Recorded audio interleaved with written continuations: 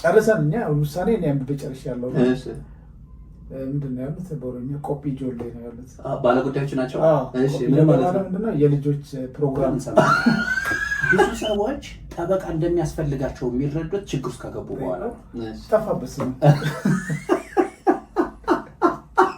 የምክር አገልግሎት የሚፈልገው ወይ አቶ ከበደ ይሆናል ወይ ወይዘሮ ማሚቴ ትሆናለች ወይ ደግሞ ሁለቱም ሊሆኑ ይችላሉ። ውድ የጁሪስ ሚዲያ ቤተሰቦቻችን ዛሬ ከአንድ የህግ ባለሙያ ጋር አብረን ቀርበናል። ስለዚህ እስኪ ራስን በማስታወቅ እንጀምር። እሺ፣ አመሰግናለሁ። እኔ ስሜ ተስፋዬ ታደሰ እባላለሁ። ጠበቃና የህግ አማካሪ። በአሁኑ ጊዜ ያው እኔ በጥብቅና ስራ እየሰራሁ ነኝ። ከዚህ በፊት ጥብቅና ስራ ከመስራቴ በፊት ከህግ ትምህርት ቤት ተመርቄ እንደወጣሁ ቀጥታ ወደ ፍርድ ቤት ነው በዳኝነት የገባሁት። ከዚያ በኋላ ደግሞ ጥሩ። በጣም ጥሩ። ስለዚህ ከሎ ስኩል በኋላ የመጀመሪያ ስራ ፍርድ ቤት እንደሆነ ኋላ ትነግረናለህ። ከየት እንጀምር መሰለህ? ህግ ለመግባት የወሰንክበት ቅጽበት ጊዜ ታስታውሰዋለህ? ወደ ሎ ስኩል ላይ ገባ። ያ ሎ ስኩል የሚገባበትን አስታውሰዋለሁ። ሎ ስኩል ከመግባቴ በፊት ቀደም ብሎ ያው ስለ ህግ ማለት ሰው መርዳት፣ በሰው ፍትህ ያጣ ሰው መርዳት ወይ ደግሞ ለሰው የሆነ ነገር መስጠት ነገር ስለሆነ ያ ነገር ደግሞ ከበፊትም ጀምሮ ውስጥ የነበረ ነገር ስለነበረ ከዚያ ጋር ተያይዞ የመጣ ነው። ከዚያ በኋላ ያው ወደ ሎ ስኩል በዚያው መነሻነት ነው። ምናልባት መቼ ይሆን? ለምሳሌ አንዳንዶቹ ሃይ ስኩል ላይ ያሉ 12ኛ ክፍል እያሉ፣ ለምሳሌ እኔ 10ኛ ክፍል እያለሁ ነው ህግ መግባት የምፈልግ የነበረው። አንዳንዶቹ ደግሞ ፍሬሽማን ከገቡ በኋላ ምርጫ ላይ ሊሆን ይችላል። ያ ህግ ልግባ ብለህ የወሰንክበት ቅጽበቱን በእርግጥ እንደዚህ ነው ብዬ መናገር እንኳን ባይቻልም፣ ግን በድሮ በነበረው የትምህርት ካሪኩለም እኛ ሶሻል ሳይንስ በሚባለው ስትሪም ነው የተማርኩት እና ከዚያ ጊዜ ጀምሮ ዝንባሌ ወደዚያ ወደ ማህበራዊ ሳይንስ የሆኑት ታሪክ፣ ጂኦግራፊ እንደዚህ ከሰው መብቶች ጋር የተያያዙ ነገሮች ላይ ዝንባሌ ስለነበረ ያው ህግ ደግሞ አንደኛው ማህበራዊ ሳይንስ ትምህርት አካል ስለነበረ በተለይ ደግሞ ሰውን ለመርዳት አሁን ማህበራዊ ሳይንስ ሆኖ ሞር ልክ እንደ ሜዲሲን አሁን ሜዲካል ተማሪ ሰው የታመመ ሰው የምትረዳበት ሙያ አይነት ነው። ይሄ ህግ ትምህርትም ደግሞ እንደዚሁ የመብት ያጣ ሰው ወይ ደግሞ ሰው መብት እንዲኖረው ሰው እንዲያውቅ ትክክለኛ ሀሳብ እንዲያስብ ጉዞ ትክክለኛ እንዲሆን በህይወቱ በሚኖረው መስተጋብር ህግ ሩል ቤዝድ የሆነ ህይወት እንዲኖረው ያ ደስ ስለሚል ከዚህ አንጻር ምክንያቱም ፍትህን ማህበረሰብ ውስጥም ፍትህ ሲደረግ ደስ ስለሚል ሰው ፍትህ ሲያገኝ ሰው ደግሞ ስነ ምግባር ኖሮት ግብረ ገብ ኖሮት ሲኖር በማህበረሰብ ውስጥም የሚወደድ አይነት ስለሆነ ያን ነገር ማጥናትና በዚያ ፕሮፌሽን ውስጥ መግባት ውስጥ የነበረ ነው። ግን ያው እንደዚያ ውሳኔ ላይ መድረስ ያው ቅጽበቱን፣ ቀኑን፣ ደቂቃዎቹ እንደዚያ ነገር ባይባልም ግን ከውስጥ ከቀድሞ ጀምሮ የነበረ የጎለበተ ሀሳብ ነው የነበረ ነው። ሰው ከፍትህ ጋር በተያያዘ ሰዎችን ለመርዳት ያለ ፍላጎት ነው ያስገባ ማለት እንችላለን? ይቻላል። ለምሳሌ ያን ለመርዳትን ብቻ ሳይሆን ህግ በነገር ላይ መብታቶ መብቶ ተጥሶ እሱን ለመርዳት ብቻ የሚደረግ አይነት የሙያ ዘርፍ አይደለም።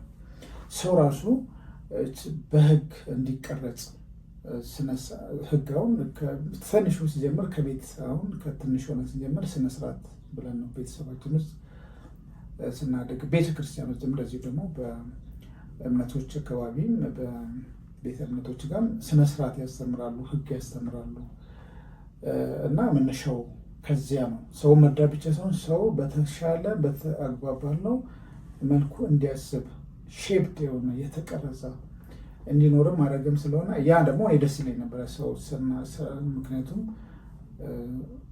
ያንን በህግ የተቀረጸ በስነ ምግባር የተቀረጸ ሆነን እንድናድግ ቤተሰቦቻችን በዚያ ሲነግሩን የነበረ ስለሆነ ያ ሀሳብ እንግዲህ የተዘራ ዘን ነበረ ማለት ነው። ያዘን ነው እያደገ የመጣውና የመርዳትን ብቻ ሳይሆን ሰውን በህግ የመቅረጽም ብማር እኔ ህግ ብማር ሞር ህግ ነገሮችን ሞር ዲቴል አውቄ ስነስርዓቶችን የስነስርዓት ህጎችን ግብረገባዊ ህጎችን እንደዚህ ማህበረሰብ ውስጥ ያሉ ምክንያቱም ሰው ህግ የተፈጥሮ ህግ አለ፣ ማህበራዊ ህጎች አሉ። ሰው በማህበረሰብ ራሱ የቀረጻቸው በተለያየ ምክንያትና መነሻነት ሁሉም ያው የህግ ፍልስፍናዎች መነሻቸው ቢኖራቸው የተቀረጹ ህጎች አሉ፣ ብዙ ህጎች አሉ እና ያን ህግ አውቀህ ማህበረሰብን ሰውን በህግ ስርዓት እንዲኖር ማድረግ መርዳት ማስቻል ሼፕ ማድረግ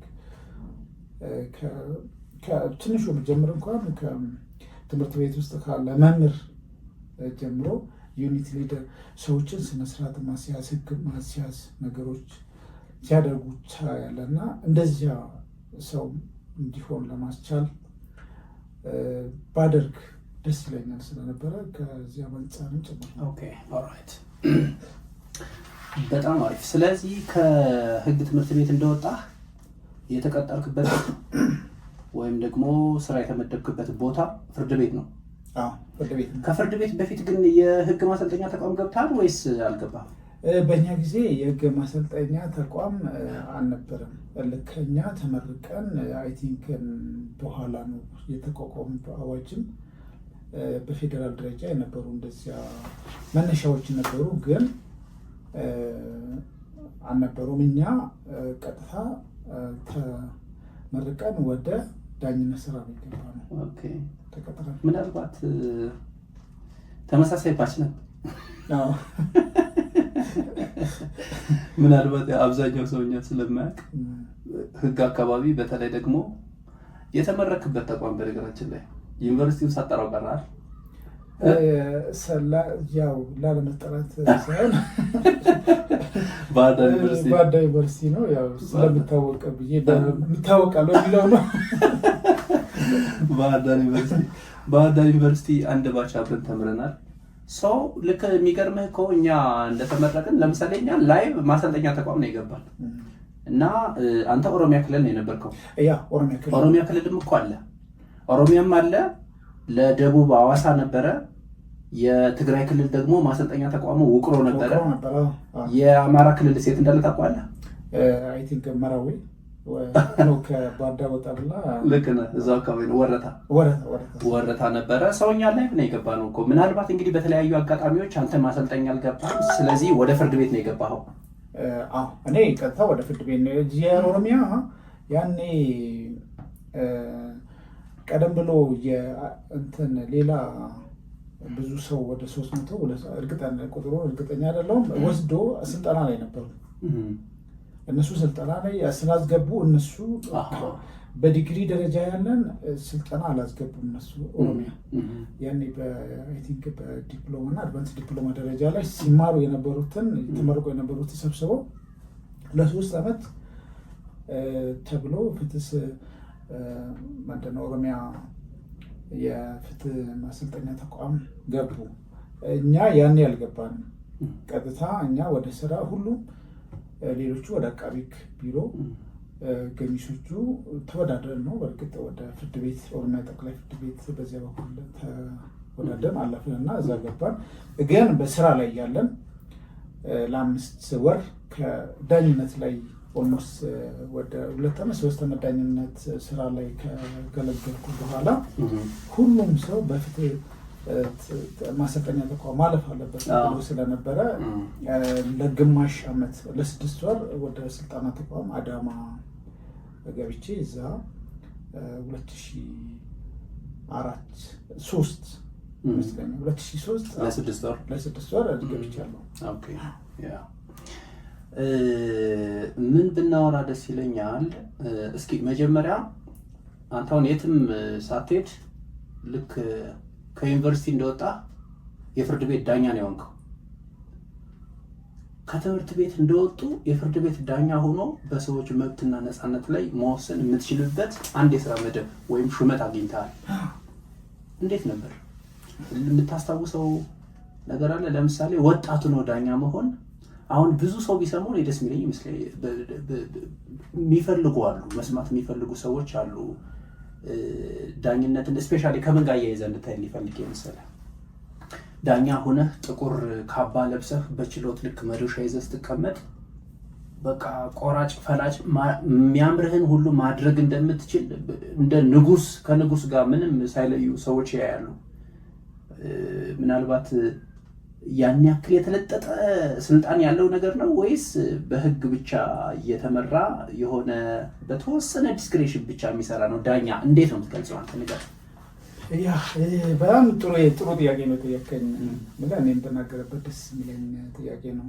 በተለይ የመጀመሪያ ጥያቄ ቀጥታ በተለይ እኛ ዳኝነት ስገባ እኔ ወደ ዳኝነት ስገባ እድሜ ወደ 22 ወይ እንደዚህ አካባቢ በሀያዎቹ አካባቢ ነው እና ዳኝነት ትልቅ ስራ ነው። ትልቅ ኃላፊነት የሚጠይቅ ስራ ነው። ምክንያቱም በሰው ነፃነት ላይ ነው የምትወስነው። በሰው ህይወት ላይ ነው የምትወስነው። ቤተሰብ ላይ ነው የምትወስነው። በሰው ንብረት ላይ ነው የምትወስነው። ሰው ብዙ አመት ሰርቶ ያከማቸውን ንብረት ላይ በአሁን ለምሳሌ የወል ጉዳይ፣ የንብረት ጉዳይ ክርክር ይቀርባል አንተ ጋር፣ እሱ ላይ ነው የምትወስነው። ብዙ ማህበረሰቡ ቫልዩ የሚያደርጋቸው ነገሮች፣ ግለሰቡ ቫልዩ የሚያደርጋቸው ነገሮች ላይ ነው የምትወስነው። የሰው አንድ ግለሰብ በመብት የተረጋገጠለትን መብት ላይ ነፃነቱ ማሳጣት፣ ያ በእኛ ህግ ባለው መሰረት ብዙ እስከ ሞት የሚያደርሱ ውሳኔዎች በወንጀል አሉ። እስከዚያ ደረጃ የምትወሰንበት ነው የዳኝነት ሙያ። እዛ ቦታ ላይ ሲገባ ህግንና ህግን ብቻ አይተህ ውሳኔ የምትሰጥበት ነገሮች ላይኖሩ ይችላሉ። ብዙ ነገሮች ታሳቢ ተደርጎ ሊወሰኑ የሚገባቸው ነገሮች ያጋጥመዋል። ሰው አንድ አባባል አለ፣ በሶስት ነገር ይወስናል ወይ ደግሞ ያውቃል ወይ የሚባል ነገር አለ። ሰው በእድሜ፣ በእግሩ፣ በትምህርት ይባላል። ያ ማለት ነው ማለት ነው።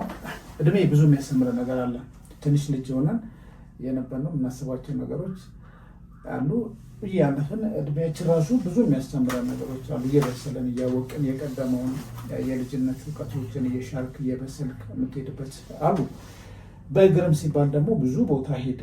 አሁን አንድ ቦታ ላይ የአንድ ቦታ አካባቢ ካልቸር ወይ ደግሞ አስተሳሰብ ይሄ ብቻ ነው ብለህ ካልክ፣ እንጀራ መብላት ብቻ ትክክል ነው ካልክ፣ ለምሳሌ ፓስታ መብላት ብቻ ነው ትክክል ካልክ፣ ሌላ ቦታ ደግሞ ሌላ በተቃራኒ ስራ ስለሚበሉ አሉ። የተለያየ ካልቸር አለ፣ አስተሳሰቦች አሉ፣ እውቀቶች አሉ። ትራቭል አድርጎ ይባላል እኮ ትራቭል አድርጎ ከዚያ ብዙ ነገር ታውቃለህ። ብዙ ነገር እያወቅህ ስትሄድ እየበሰልክ ነው እና ትምህርትም ደግሞ በመጀመሪያ ዲግሪ ብቻ ሳይሆን አድቫንስድ የሆነ ትሬኒንጎች፣ የተለያዩ ነገሮች፣ ውሳኔዎች ራሱ ከራስ ሰው ከራሱ ይማራል። ራሱን ዛሬ የነበርኩበትን ከራሴ ስህተት ተምሬ ነገ ላለመድገም የምትማርበት አለ እና ያን ውስጥ አልፈህ ዳኛ ብቻውን ይሄን አውቀህ በእድሜ ጥሩ ነበረ እና እኛ አሁን ስንገባ በእርግጥ ቀጥታ ወደ ችሎት ላይ ተሰይመን ውሳኔ መስጠት ምናምን ውስጥ አልገባንም። ምንድነው የተደረገው? የነበሩ ሲኒየር ዳኞች ነበሩና ሲኒየር ዳኞቹ ስር ሆነን የተወሰኑ እንዴት እንደሚሰራ፣ ምክንያቱም ምን የምናውቀው ነገር የለም። ረዳት ዳኛ ሆነህ እንደ ረዳት ዳኛ ሆነን አትፈርምም ነው አይደል? አንፈርምም። አይ ቲንክ ወደ 9 ወር 8 ወር አካባቢ በዚያ ሰርተናል። ቀጥታ እንድንፈርም አልተደረግንም። ጁዲሻል ትሬኒንግ ማለት እኮ ነው። በዚያ ሰርተን በደንብ በስለን ራሳችን ችለን አትሊስት በመጀመሪያ በተወሰነ ደረጃ ራሳችን ችለን መዝገብ ተሰይመን መስራት መቻላችን ከተረጋገጠ በኋላ ነው መዝገብ ተሰጥቶ ሙሉ በሙሉ ወደ መስራት ውስጥ እንደዚያ የገባ ነው። ያም ሆኖ ሲል ችሎት ማኔጅ ለምሳሌ አሁን አንድ ገጠመኝ ልንገርህ። በዛ የነበርኩበት ፍርድ ቤት ላይ ዙፋን ችሎት ይባላል። የድሮ በኃይለሥላሴ ጊዜ የተገነባ ነው። ትልቅ ነው እና ፎቅ ላይ ነው ምናምን። የት? ጅማ ነው። የእውነት ትክክለኛው ዙፋን ችሎት ነው። እዛ ይደረግ ነበር እንዴ? ያ ዙፋን ችሎት ይባላል። ትልቅ ነው እና አልፈረሰም እስቲል ያለ ይመስለኛል። አይደለሁም ግን እዛ ላይ ውስጥ ገባን እና የመጀመሪያ አካባቢ እንደዚህ በአብረን የተቀጠነ ልጆች ጋር ሆነን ውሳኔዎችን የራሳቸው ውሳኔ ይዘን ሰርተን በዙፋን ችሎት እያስጠራን ውሳኔ ለባለጉዳዮች መንገር እንጀምራለን እና ልጅነታችንም አይቶ ምናምን ሰዎቹ ጨርሰን እኛ ውሳኔ አንብቤ ጨርሻለሁ። ምንድን ነው ያሉት? በኦሮምኛ ቆጲ ጆሌ ነው ያሉት። ባለጉዳዮች ናቸው። ምንድነው የልጆች ፕሮግራም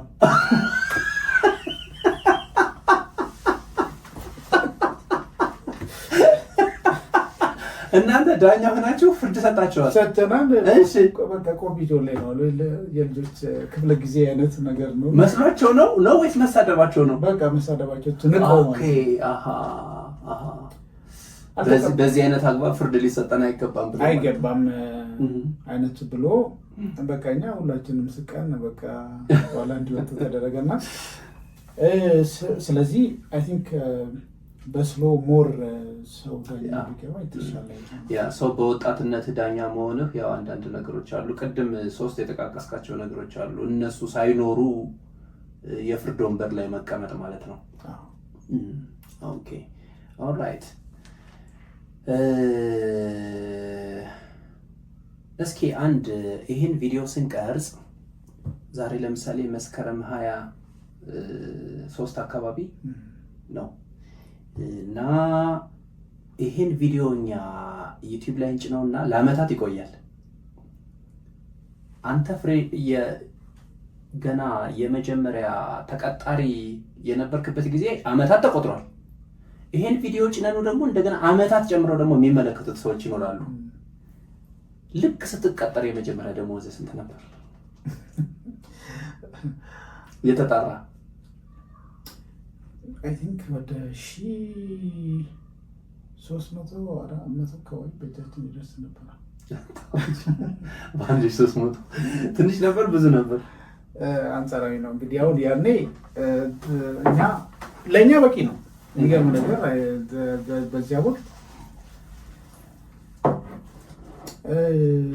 ብዙ በጣም በትንሽ ብር በዚያ ብር በቂ ነው። በቃ አብቃክተን ወጪዎች ትንሽ ናቸው። ለሌላ ለቤተሰብ እንደዚህ መትረፍ አትችልም እንጂ የሚገርም ነገር ለእኛ በጣም በቅቶን እንኖር ነበረ። በጣም በቅቶን አንደኛ እኛ ያለንበትም ከጅማ ስለነበረ ትንሽ ኑሮም የተሻለ ነው።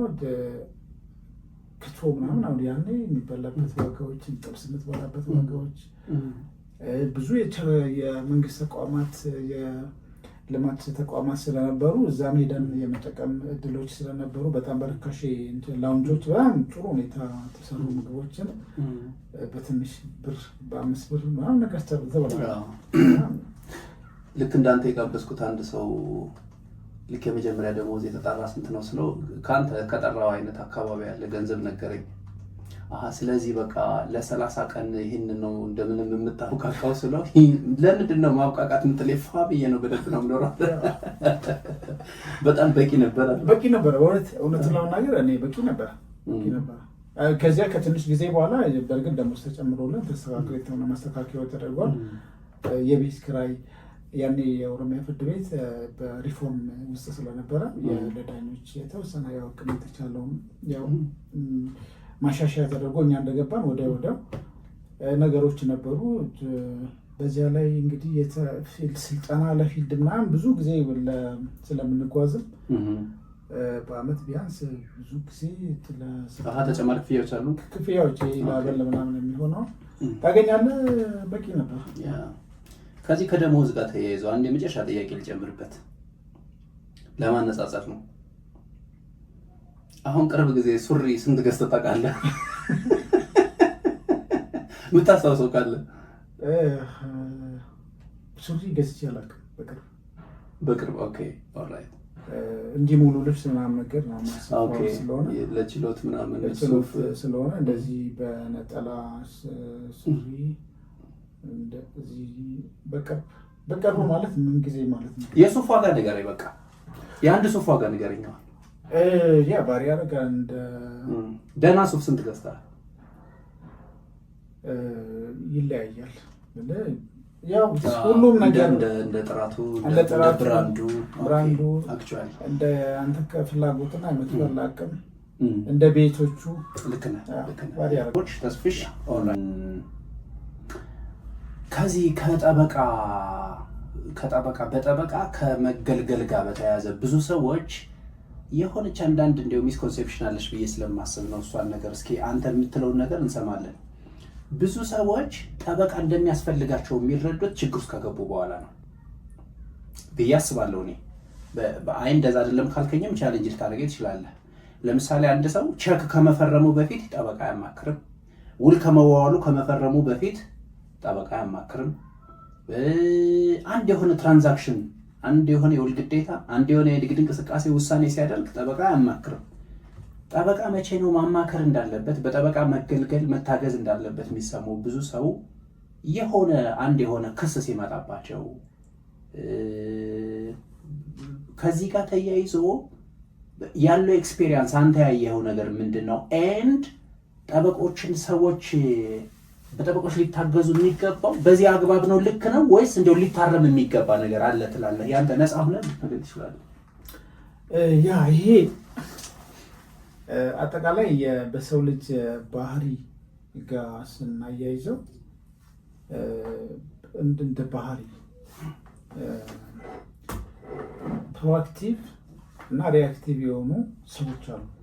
በባህሪያቸው በባህሪ ደረጃ ስናይ እንደ ሰው ልጅ በአጠቃላይ ማለት ነው። ፕሮአክቲቭ ምንድነው? ጥንቃቄ አድርጎ እያንዳንዱ ነገር የሚያደርጉትን ነገር ከህግ አንፃር ሊያስከትለው የሚችለው ውጤት የእሱ ድርጊቱ ተገንዝቦ አውቆ መስራት የሚፈልግ ሰው አለ። እንዲሁ በዘፈቀደ ደግሞ ነገሮች ሲከሰቱ ለነገሮች መልስ እየሰጠ የሚሄድ አይነት ታይፕ አይነት ሰዎች አሉ። ከዚህ ነው የሚሆነው እና በብዛት የተለመደው ይሄ ነው። በተለይ ደግሞ በኢትዮጵያ እኛ ባለንበት ኮንቴክስት ስናወራ አብዛኛው ሰው ችግር ሲያጋጥመው ነው ሲታመምም ሐኪም ቤት የት ነው ብሎ የሚጠይቀው። የሆነ ቃል ሲፈልግም እንደዚያው የት መች ነው ልክ ያ ነገር ሲከሰት ነው የሚንቀሳቀሰው እንጂ ቀደም ብሎ አይነት አቅዶ መንቀሳቀስ። ግን ይሄ ደግሞ የህግ ጉዳይ በጣም በተለየ ሁኔታ ምክንያቱም ሰው እስከሆነ ድረስ እንቅስቃሴ ውስጥ ነን። እያንዳንዱ እንቅስቃሴያችን ደግሞ ህጋዊ ነው ወይ ህገወጥ ሊሆን ይችላል። ህገወጥ ስራ ከሰራን ሊያስጠይቀን ነው። በንብረታችን ላይ መብት ሊያሳጣን ይችላል። በእኛ ላይ በቤተሰባችን ላይ ብዙ ችግሮች ሊያስከትል ስለሚችል እንዲሁ እንደዚያ የሚሆን የሚገባው አይደለም። ጥንቃቄ ሊደረገበት የሚገባ እንዲሁ ችግሮች ሲፈጸሙ ከሰው ጋር ሲጣሉ ክስ ተመስርቶባቸው መጠሪያ ሲደርሳቸው ወይ ደግሞ ሰው መብታቸውን ጎድቶ መብታቸውን እንዴት እናስከብር ብሎ ሰው መንቀሳቀስ ያለባቸው ቀደም ብሎ እያንዳንዱ ድርጊቱን በተለይ ደግሞ የህግ ጉዳይ የማይገባበት ጉዳይ ከውርስ ጀምሮ ከባልና ሚስት ጀምሮ የድርጅት ስራ ጀምሮ ከንግድ ጀምሮ ጸብ ብዙ ነገሮች አሉ። በሰው ልጅ መስተጋብር ውስጥ እያንዳንዱ የምንሰራው ነገር ሩል ቤዝድ ነው፣ በህግ መሰረት ነው። ምክንያቱም በስርዓትና በህግ ካልኖርን ድርጊታችን፣ እንቅስቃሴያችን ህገ ወጥ የሆነና ለመልካም ያደረግናቸው ነገር እሱ ለምሳሌ ሰው ሞቶ ሄዶ ቀጥታ አንስተህ ምናምን ነገር አትልም። ምክንያቱም ቀደም ብለህ ለፖሊስ ነው ሪፖርት ማድረግ ያለብን። አለማድረግም ደግሞ ሊኖር ይችላል። አንዳንድ ጊዜ አለማድረግ ራሱ ብቻ ብዙ ናቸው፣ ሰፊ ነው እና ለዚያ የእኛ ሀገር ውስጥ ያለው ባህል በአጠቃላይ ስናየው ችግሮች ከተፈጸሙ አብዛኛው ሁሉም ባትልም አብዛኛው ካለን ልምድም አሁን ችግር ሲገጥማቸው ነው እንትን የሚሉት። ወይ ደግሞ ለምሳሌ የውርስ ጉዳይ ይርጋ አለው ይርጋ በተጠቀሰው ይርጋ ገደብ ውስጥ መብቱን ካልጠየቀ ሉዝ እንደሚያደርግ አያውቅም እና ችግር ካጋጠማቸው በኋላ ወይ ደግሞ ነገሮቹን በአግባቡ በጊዜ የማድረጎች ነገር ልማድ የለንም። ሪአክቲቭ ነን አብዛኛው ነገር።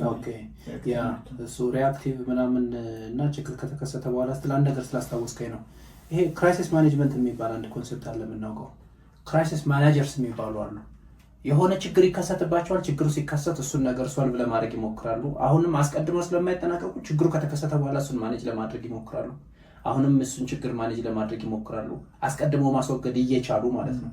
እና እነዚህ የክራይሲስ ማኔጅመንት ውስጥ ኦብሰስድ የሆኑ ሰዎች ክራይሲስ ማኔጀርስ ነው የሚባሉት። እና እንደሱ አይነት ሰዎች ይበዛሉ። ኦኬ ኦልራይት፣ እንደሱ እናየው እንችላለን። ሌላ ምናልባት ከአቅም ጋር የሚያያዝ ነገር አለ በተወሰነ ደረጃ። ለምሳሌ አሁን በፍርድ ቤት የተከሰሰ ሰው አንዳንዴ ሰበር እስኪደርስ ድረስ ዝም ብሎ ራሱ ይቆያል። ራሱ ዝም ብሎ እየተከራከረ ሰበር አንድ ብቻ ቻንስ ምናምን ስትቀር አሁን ጠበቃ ላቁም ብሎ ይመጣል። እኔ መቼስ በቃ እሱን እንዴት እንደማየው ከኢኮኖሚ አቅም ጋር የተያያዘ ከሆነ እሺ አንድ ጀስቲፋይድ የሆነ ምክንያት አለ። በተለይ ግን ገንዘብ እያላቸው ጠበቃ በደንብ ማቆም እየቻሉ ወይም ደግሞ በፍትህ ሚኒስቴር ታግዘው ፕሮቦኖ ማግኘት ይቻላል። ፕሮቦኖ ማለት ግን ምንድነው? ንገራቸው እስኪ። ምንድነው የኢኮኖሚ ጉዳይ ማለት የመክፈል አቅም ለጠበቃ ለሚሰጠው አገልግሎት ለመክፈል የማይችሉ ሰዎች ይኖራሉ። አሁን በዚህ ጊዜ እነዚህ ሰዎች ምንድነው ማድረግ ያለባቸው? የግድ የተቀመጠ አለ የህግ ሙያ በባህሪው ሰው መርዳት ስለሆነ ሰው ብር በማጣቱ ብቻ ፍትህ እንዳያጣ የተዘረጋ የህግ ማዕቀፍ አለ። ያ ማዕቀፍ ምንድነው? ፍትህ ሚኒስቴር ይሄዳሉ፣ አንድ ጠበቃ ይመደብላቸውና ነፃ የህግ መክፈል እንደማይችሉ ያረጋግጣሉ። እሱ ሂደቶቹ ከዛ አንድ ጠበቃ ተመድቦላቸው ጉዳያቸውን በጠበቃ ታግዘው እንዲከታተሉ ይደረጋል። በጣም ጥሩ። እሺ ይሄን ነው ፕሮቦኖ ሰርቪስ ያልከን። ስለዚህ ወይ በዚህ መታገዝ አንድ ነገር ነው። በወንጀልም ጉዳይ በነገር ላይ በተለይ የመንግስት የተከላካይ ጠበቆች አለ የተመደቡ ደሞዝ ተከፍሏቸው ኦፊስ አለ። ቀደም ብሎ ለዚያ አቅም የለኝም፣ የተከሰስኩበት ጉዳይ ደግሞ ውስብስብ ነው፣ ለራሴ ብቻዬን ዝም ብዬ ከተከራከርኩኝ መብቴ ሊጎዳ ይችላል ብሎ ካሉ ለዚያ ኦፊስ አመልክተው በዚያ ደረጃ እርዳታ ማግኘት ይችላሉ ማለት ነው። ይሄንም በነገር አለማወቅ ነው፣ አንዱ አለማወቅ ነው። የኢኮኖሚ ጉዳይም ቢሆን እንኳን ቢያውቁ ኖሮ መጥቶ ያን መብት መጠቀም ይችላሉ፣ አክሰስ ማድረግ ይችላሉ። ያ ልክ አለማወቅ። ለምሳሌ በፍትህ ሚኒስቴር በነፃ ጠበቃ ማግኘት እየቻሉ ነገር ግን ባለማወቃቸው ምክንያት ኢፍትሐዊነት ሊከሰት ይችላል። መብታቸው በአግባቡ ተከራክሮ መከላከል የሚገባቸው ማግኘት የሚገባቸው ነገሮች ሳያገኙ ይቀሩና ካለፈ በኋላ አሁን አንዳንድ ጊዜ መጀመሪያ ላይ መደረግ የሚገባቸው በህግ ክርክር ሲደረግ ደረጃ አላቸው። ሁሉም በየደረጃ ላይ የሚደረጉ ነገሮች እንጂ በፈለግ ሰዓት ምንም ነገር ማድረግ አይችልም። ስነስርዓት አለ።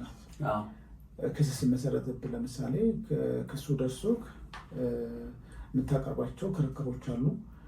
ከዚያ በኋላ በይግባኝ ደረጃ፣ በመጀመሪያ ደረጃ ፍርድ ቤት ደረጃ መሀል ላይ አሁን ሄደህ ጠበቃ ብታቋም ቅድም እንዳልከው ሰበር ላይ ቢጠይቁ መብት ኖሯቸው እኮ ለምሳሌ ጉዳዩ በይርጋ የሚዘጋ ሊሆን ይችላል።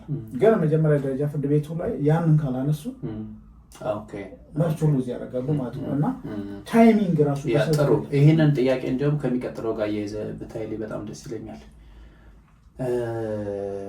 ጠበቃ ማቆሙ በጠበቃ መታገዙ አንድ ሰው በጣም የሚደገፍ የሚበረታታ ነገር ነው። የምዕራባውያን ላይ ያለውን ካልቸር ስታየው አሁን አሜሪካ፣ ኢሮፕ ስትሄድ አብዛኛው ሰው ጠበቃ አለው። በቃ ገና ምንም ችግር ሳያጋጥመው ጠበቃ ይዘው ይንቀሳቀሳሉ። የጠበቆችን አስፈላጊነት እያጎላ ነው ያለ ነው። የሚቀጥለው ጥያቄ ምን መሰለህ? አንድ ሰው ጠበቃ ሲኖረውና ሳይኖረው ልዩነት አለው አይደል? እንዴት ታየዋለህ? ምንም ጥያቄ የለውም። ጠበቃ ማለት በህግ እውቀት ያለው የተማረ ህግን ያጠና ሰው ማለት ነው። በዚያ ጉዳይ ላይ ባለሙያ ነው ማለት ነው። ምን እንደማለት ነው? ለምሳሌ መሬትን በእጅ መቆፈር እና በማሽን መቆፈር ልዩነት አለው።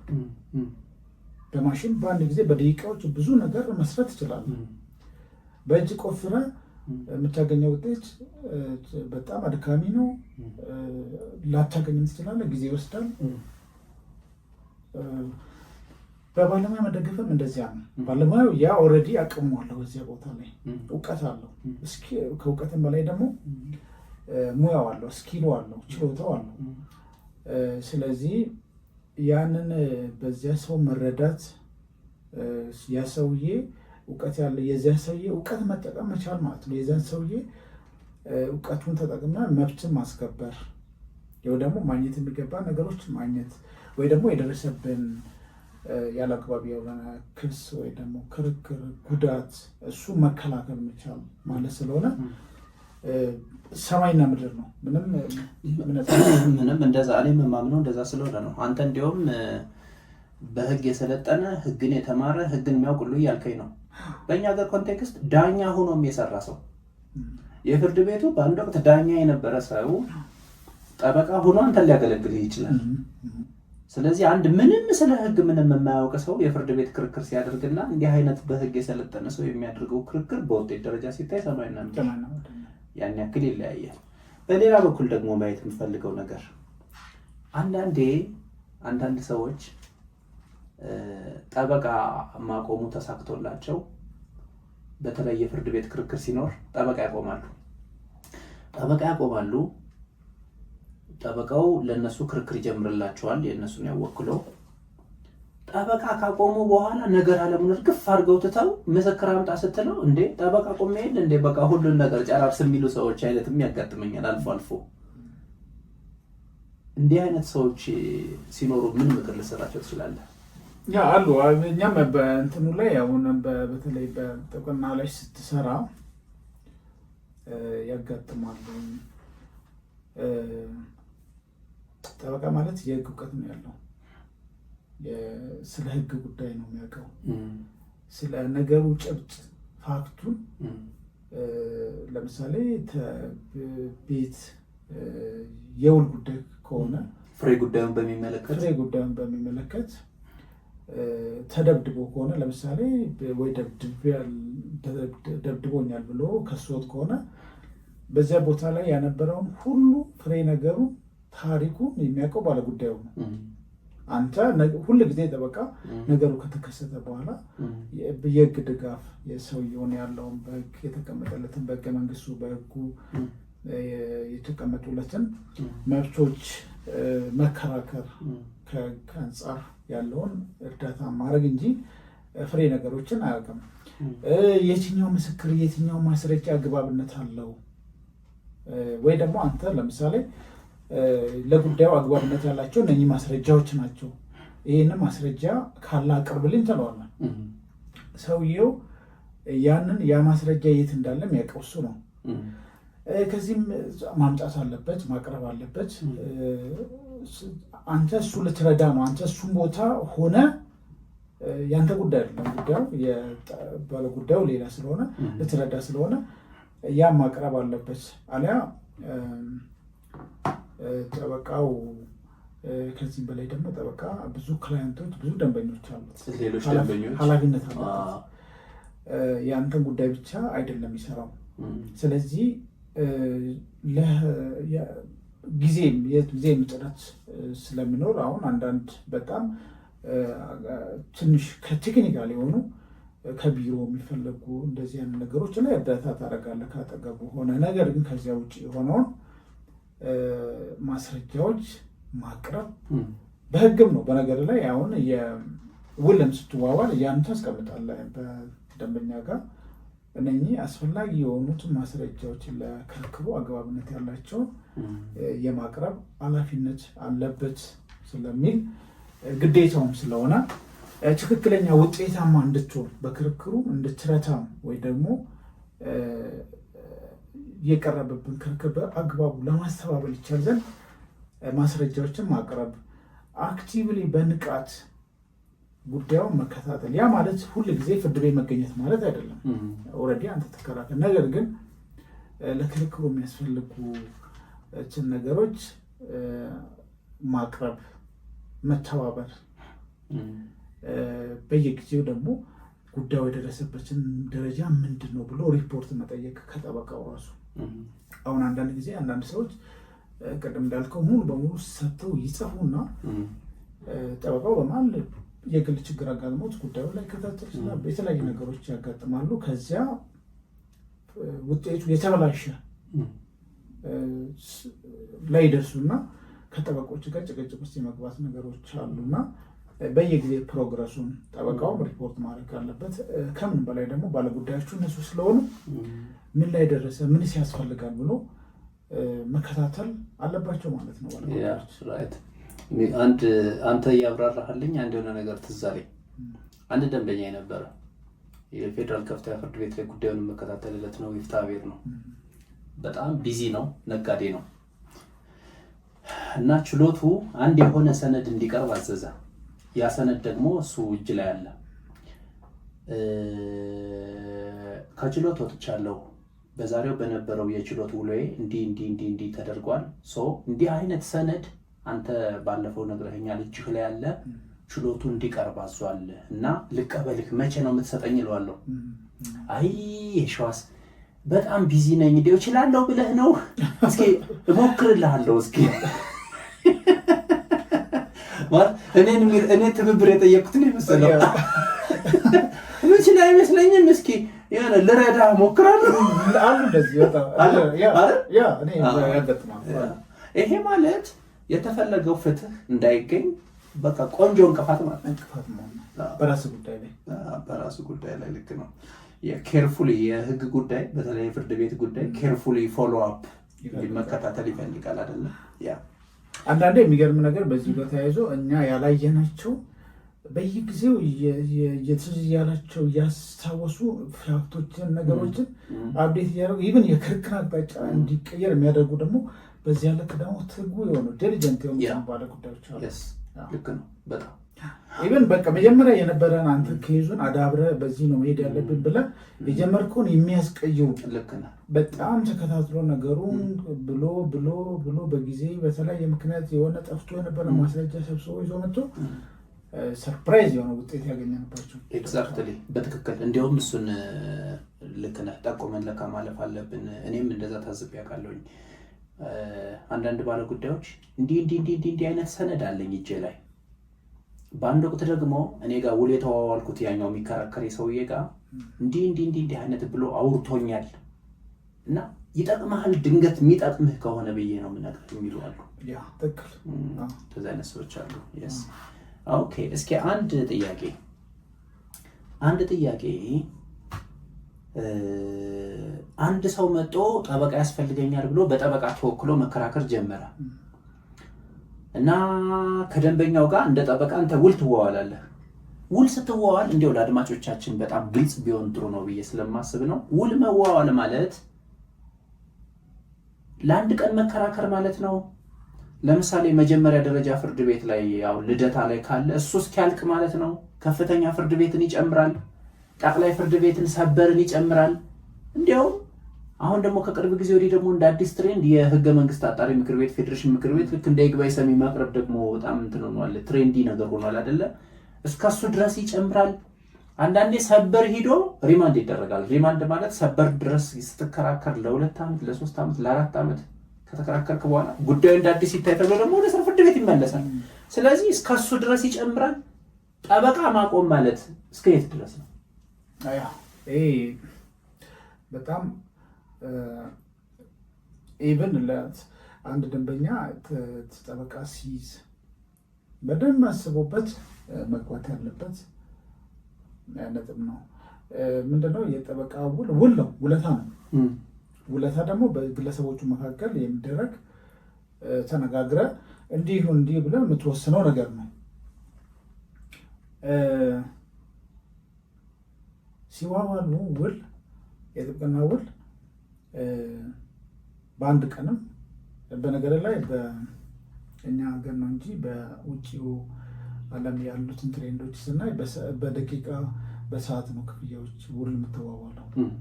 የህግ ምክር ጉዳይ ፍርድ ቤት ሄደ ህግ ነክ ጉዳዮች ስትፈጽም በሰዓት ክፍያ አወርሊ ሬት ማለት ነው። አሁን አንዳንዴ እንደዚህ የውጭ ዜጎች እዚህ እኛ ጋር መጥተው የህግ አገልግሎት ኢትዮጵያ ሲፈልጉ መጀመሪያ የሚጠይቁህ በሰዓት ስንት ታስከፍለኛለህ ነው፣ በሰዓት። ምክንያቱም እነሱ የኮንሰፕቱ እነሱ ጋር ያለው አበለብል የሆን ኮንሰፕት ለሎየር የሚከፈለው በሰዓት የሚለው ነው የሚያውቁት። እኛ ሀገር ግን አብዛኛው የተለመደው ነገር በኬዝ ነው፣ በጉዳይ ህጉም የኛ እንትኑ ይሄ የጥቅማ አገልግሎት የህጉም በጉዳይ ነው የሚያስቀምጠው። ፐርሰንት አስቀምጧል፣ እንደ ኮሚሽን ነው። ያ ግን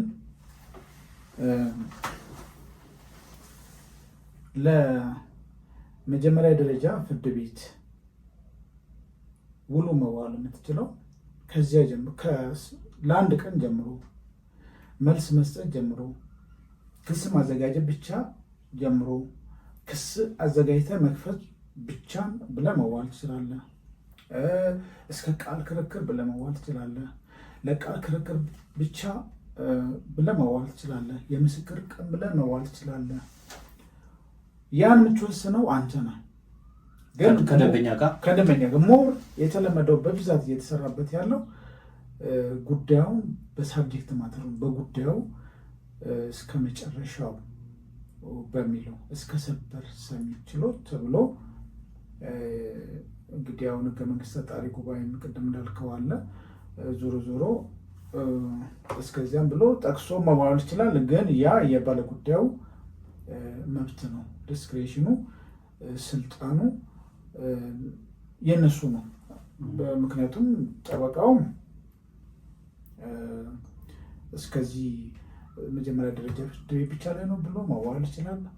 በዚያው ልክ ድርድር ጉዳይ ነው፣ ዲል ጉዳይ ነው። ግን በተቀመጠው የህጉ ላይ የተቀመጠው ማዕቀፍ እና ዝርዝር ነገሮችን ጠብቆ መዋዋል ነው። ግን በተዋዎቹ መካከል የሚደረግ እና የሚወሰን ነው። ኦኬ ኦልራይት፣ በቃ ማሳረጊያ። ስለዚህ እንደ ስምምነታቸው እንደ ውላቸው ነው። ኦኬ ኦልራይት። ኦኬ አሁን አድማጮቻችን በብዛት መስማት የሚፈልጉት ፓርት የፍርድ ቤት ዳኛ ሆነ ሰርተሃል። አሁን ደግሞ ለበርካታ ዓመታት ጠበቃ ነህ። የችሎት ገጠመኝ ፈገግ የሚያደርጋት ያው የችሎት ገጠመኞች ብዙ አሉ። ግን እንዴ በጣም ደስ ይለናል። እስኪ አንድ መርጠህ አታስታውሳቸውም? የሚገርም ነገር አሁን ከጊዜ ብዛት ግን በጣም አንድ ማረሰው አንድ ተከሳሽ ሰው ፍርድ ቤት ሲባል በጣም ይፈራል። መጀመሪያ ዳኛ እያለህ ነው ጠበቃ? ያ ዳኛ እያለህ እሺ። ሰው ይፈራልና ይደነግጣል ምናምን ነገር ብዙ ነገር ሜንታሊ ኮራፕትድ ሆኖ ነው የሚገባው። ምክንያቱም ኮርሲቭ ፍርድ ቤት የሚባለው ነገር ሰው በጣም የሆነ ብቻ የሆነ የተሳለ ስዕሎች አሉ። ቀደም ብለው እንኳን አብዛኛው ሰው ትንሽ የተወሰነ ፍርድ ቤት ፍትህ የሚገኝበት እና ያሉትን ኢንቫይሮንመንቶች ቫይብራንት ጥሩ ነገሮች ያሉባቸው እንደሆኑ የሚረዱበት እንደዚያ ነገሮች እንደተፈጠሩ አስባለሁ። ምንድነው ይሄ ሰው ደንግጦ ስለገባ እንግዲህ ያው መጀመሪያ ላይ አንድ ተከሳሽ ገብቶ ስትሰየም ስሙን ነው የምጠይቀው እና ስም ማን ነው ብለን ስንጠይቀው ጠፋበት ስሙ።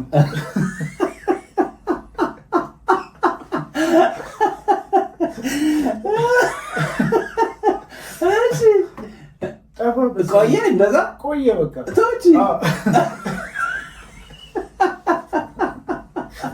ምንድን ነው የሚያደርገው? እባክህ አታስታውሰው ይሄን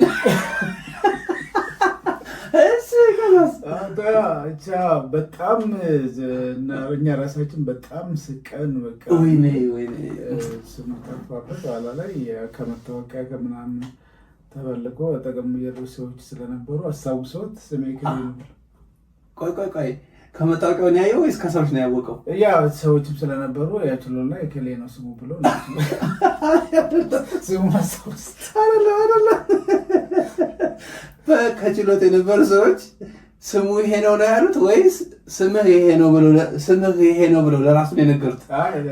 ወይ ከሌ ነው ብሎ ሲሉ ለችሎቱ አንድ ላይ ነው።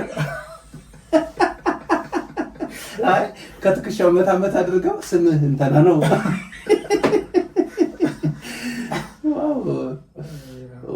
በጣም አሪፍ። ይሄ በጣም አዝናንቶናል። ይሄ ባያዝናና ኑሮ ሌላ ነበር የምትጨምር።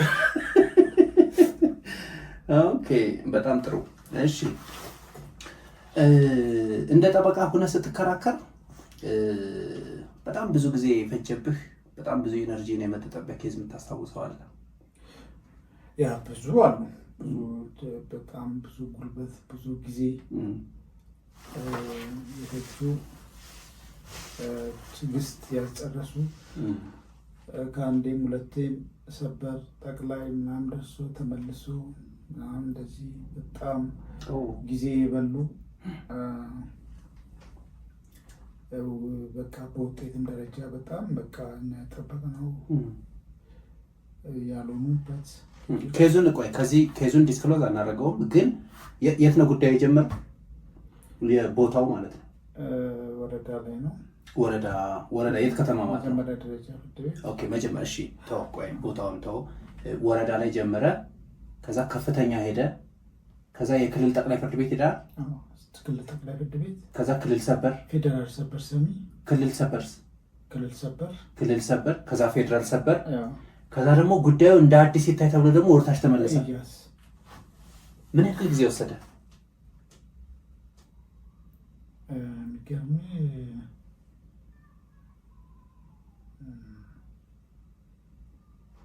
2009 ጀምሮ ወደ 2015-16 አካባቢ ነው ያለቀው። 2016 እኔ በነገራችን ላይ ጊዜ በጣም ሴንሲቲቭ ነኝ ብዬ አስባለሁ እና ምን ማለት እንደሆነ ልንገር። ከ2016 2009 ሲቀነስ 7 ዓመት ነው። አንተ ግን የመጀመሪያ ዲግሪን በባህር ዳር ዩኒቨርሲቲ ለ5 ዓመት ብቻ ነው የተከታተልከው። አይገርምም? በዚህ መሀል በነገር ላይ ልጅ ተወልዶ አድጎ ትምህርት ቤት የሚገባበት ነው። ልክ ነው፣ እውነት ነው። ከሰርግ ይጀምራል። ከድሮ አግብቶ ወልዶ የጊዜውን ጉዳይ ብቻ ከኬጂ ተመርቆ መደበኛ ትምህርት ቤት ይጀምራል። የጊዜውን ርዝማኔ ብቻ ሳይሆን ኬዙ ተወሳስቦ 2-3 ምናምን እንደዚህ የተመላለሰበት አለ። ጊዜው ብቻ ሳይሆን በጉልበት ኢሞሽናል ኮስቱ በጣም የገንዘብ ወጪው ባለጉዳዩ በጣም ተስፋ ቆርጦ ምክንያቱም ያ ጉዳይ አልቆለት ወደ ሌላ ህይወቱ መሄድ ይፈልጋል እና የንብረት ጉዳይ ክርክር ስለነበረ በዚያ በጣም ቤተሰብ ከዚህ ጀርባም ደግሞ ብዙ ሰዎች አሉ የሚከታተሉ ምናምን ኦልሞስት ስቃይ በለው ክርክር ስራ ሳይሆን የሆነ ቀን ስራ ነው። በነገራችን ላይ ለብዙ ጠበቆች እጅግ አስከፊ የሚባለው ፓርቲ ነው ስራው። እስኪ ብዙ ሰዎች ያው ስራቸውን ለመውደድ ሙከራ ያደርጋሉ፣ ግን እንዳትወደው የሚያደርግህ ቻሌንጅ የሚያደርግህ አንዱ ነገር ይሄ ነው። እስኪ ሌላ አንድ ምን ትነግረናለህ መሰለህ? አብዛኛው ሰው ከህግ ጋር በተያያዘ ብዙ ሚስኮንሴፕሽኖች፣ የተሳሳቱ ግንዛቤዎች፣ አረዳዶች ነገሮች አሉ። አንተ በምሳሌ ልትነግረን የምትችለው አንድ ካለ ሚስኮንሴፕሽን፣ አሁን ፐብሊኩ ላይ የምታየው ሚስኮንሴፕሽን፣ ፐብሊኩ እንደዛ ያስባል፣ ብዙ ሰው እንደዛ ያስባል፣ ግን ህጉ ላይ እንደዛ ነገር የለም ወይም ላይኖር ይችላል። ለምሳሌ ጠበቃና ዳኛ ለይቶ አለማወቅ ሚናው ጠበቃ ሚና ምንድን ነው? በቃ ጠበቃ ያዘ ማለት ጉዳዩ ይወስንልኛል አይነት ነገር ብሎ እንደዚህ አይነት ኬዝ አሁን ጉዳይ ይዞ ሲመጡ እኛ ጋር አንተ ጋር ደረሰ ማለት በቃ ያ ነገር ይወሰንልኛል ብሎ ነው የሚመጣው። ነገር ግን ያው እንደሚታወቀው ዳኛ አይደለም አንተ፣ ያንተ ስራ እሱ ወክለ መብት አለው የለውም ብለህ አይተህ መከራከር ነው። ስለ ይርጋ ጉዳይ ለምሳሌ አንድ ጉዳይ ይዞ መጥቶ ይርጋ ይሄ ነገር ይርጋ ያግደዋል ምናምን ስትለው ምንድን ነው ይርጋ ራሱ ምናምን ነገር መብት አይደል እንዴ? መብት አይደል እንዴ? በፈለኩ ሰዓት የምጠይቅ ማን ነው የሚከለክለኝ ይላል።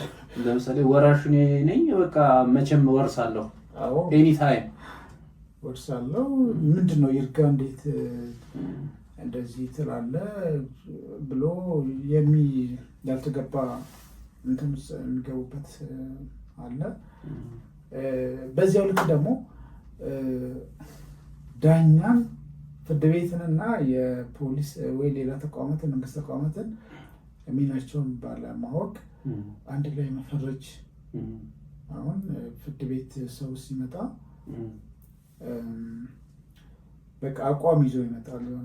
በተለይ ከመንግስት ጋር ያለው ክርክር ስለሆነ እንደዚህ አይነት ያው ነው እኮ ሁለቱም ምናምን በእርግጥ ያው መንግስት ናቸው ግን እሱ ከሳሽ እሱ ዳኛው ሆኗል ምናምን ነገር ምንም ፍትህ አልጠብቅም ምናምን ነገር ብሎ እሱ ለማስረዳት ፍርድ ቤት ሌላ ነው። በስራ ላይ በፍርድ ቤት በዳኝነት በነበርኩ ጊዜ በተለይ በወንጀል ከእንደዚህ ፖለቲካ ኬዝ ጋር የሚታሰሩ ሰዎች የሚታሰሩ ሰዎች ፍርድ ቤትም ምንም ፍጹም ገለልተኛ ነው ብሎ አንተ በራስ ገለልተኛ ሁኔ ነው የምሰራው እንዲህ ነው ምንም ብሎ አቋም ይዞ የሚመጡበት ነገሮች እንደዚህ አሉ። ኦልራይት።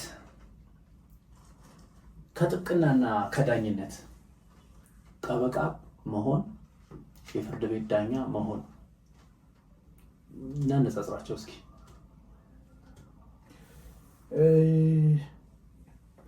በእርግጥ የምታነጻጽረው ሁለቱም የህግ ሙያተኞች የሚሰሩት ስራ ነው። ህግ ባለሙያዎች ዳኝነት ላይ ሆነ ስትሰራ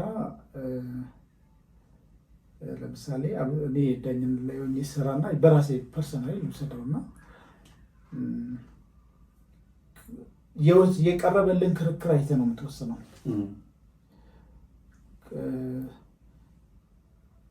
ጠበቃ ስትሆን ደግሞ ክስ ታቀርባለህ፣ ክርክር ታቀርባለህ እና እኔ ለምሳሌ ዳኛ ሆኜ ክስ እንዴት እንደሚጻፍ መልስ እንዴት እንደሚጻፍ አላውቅም።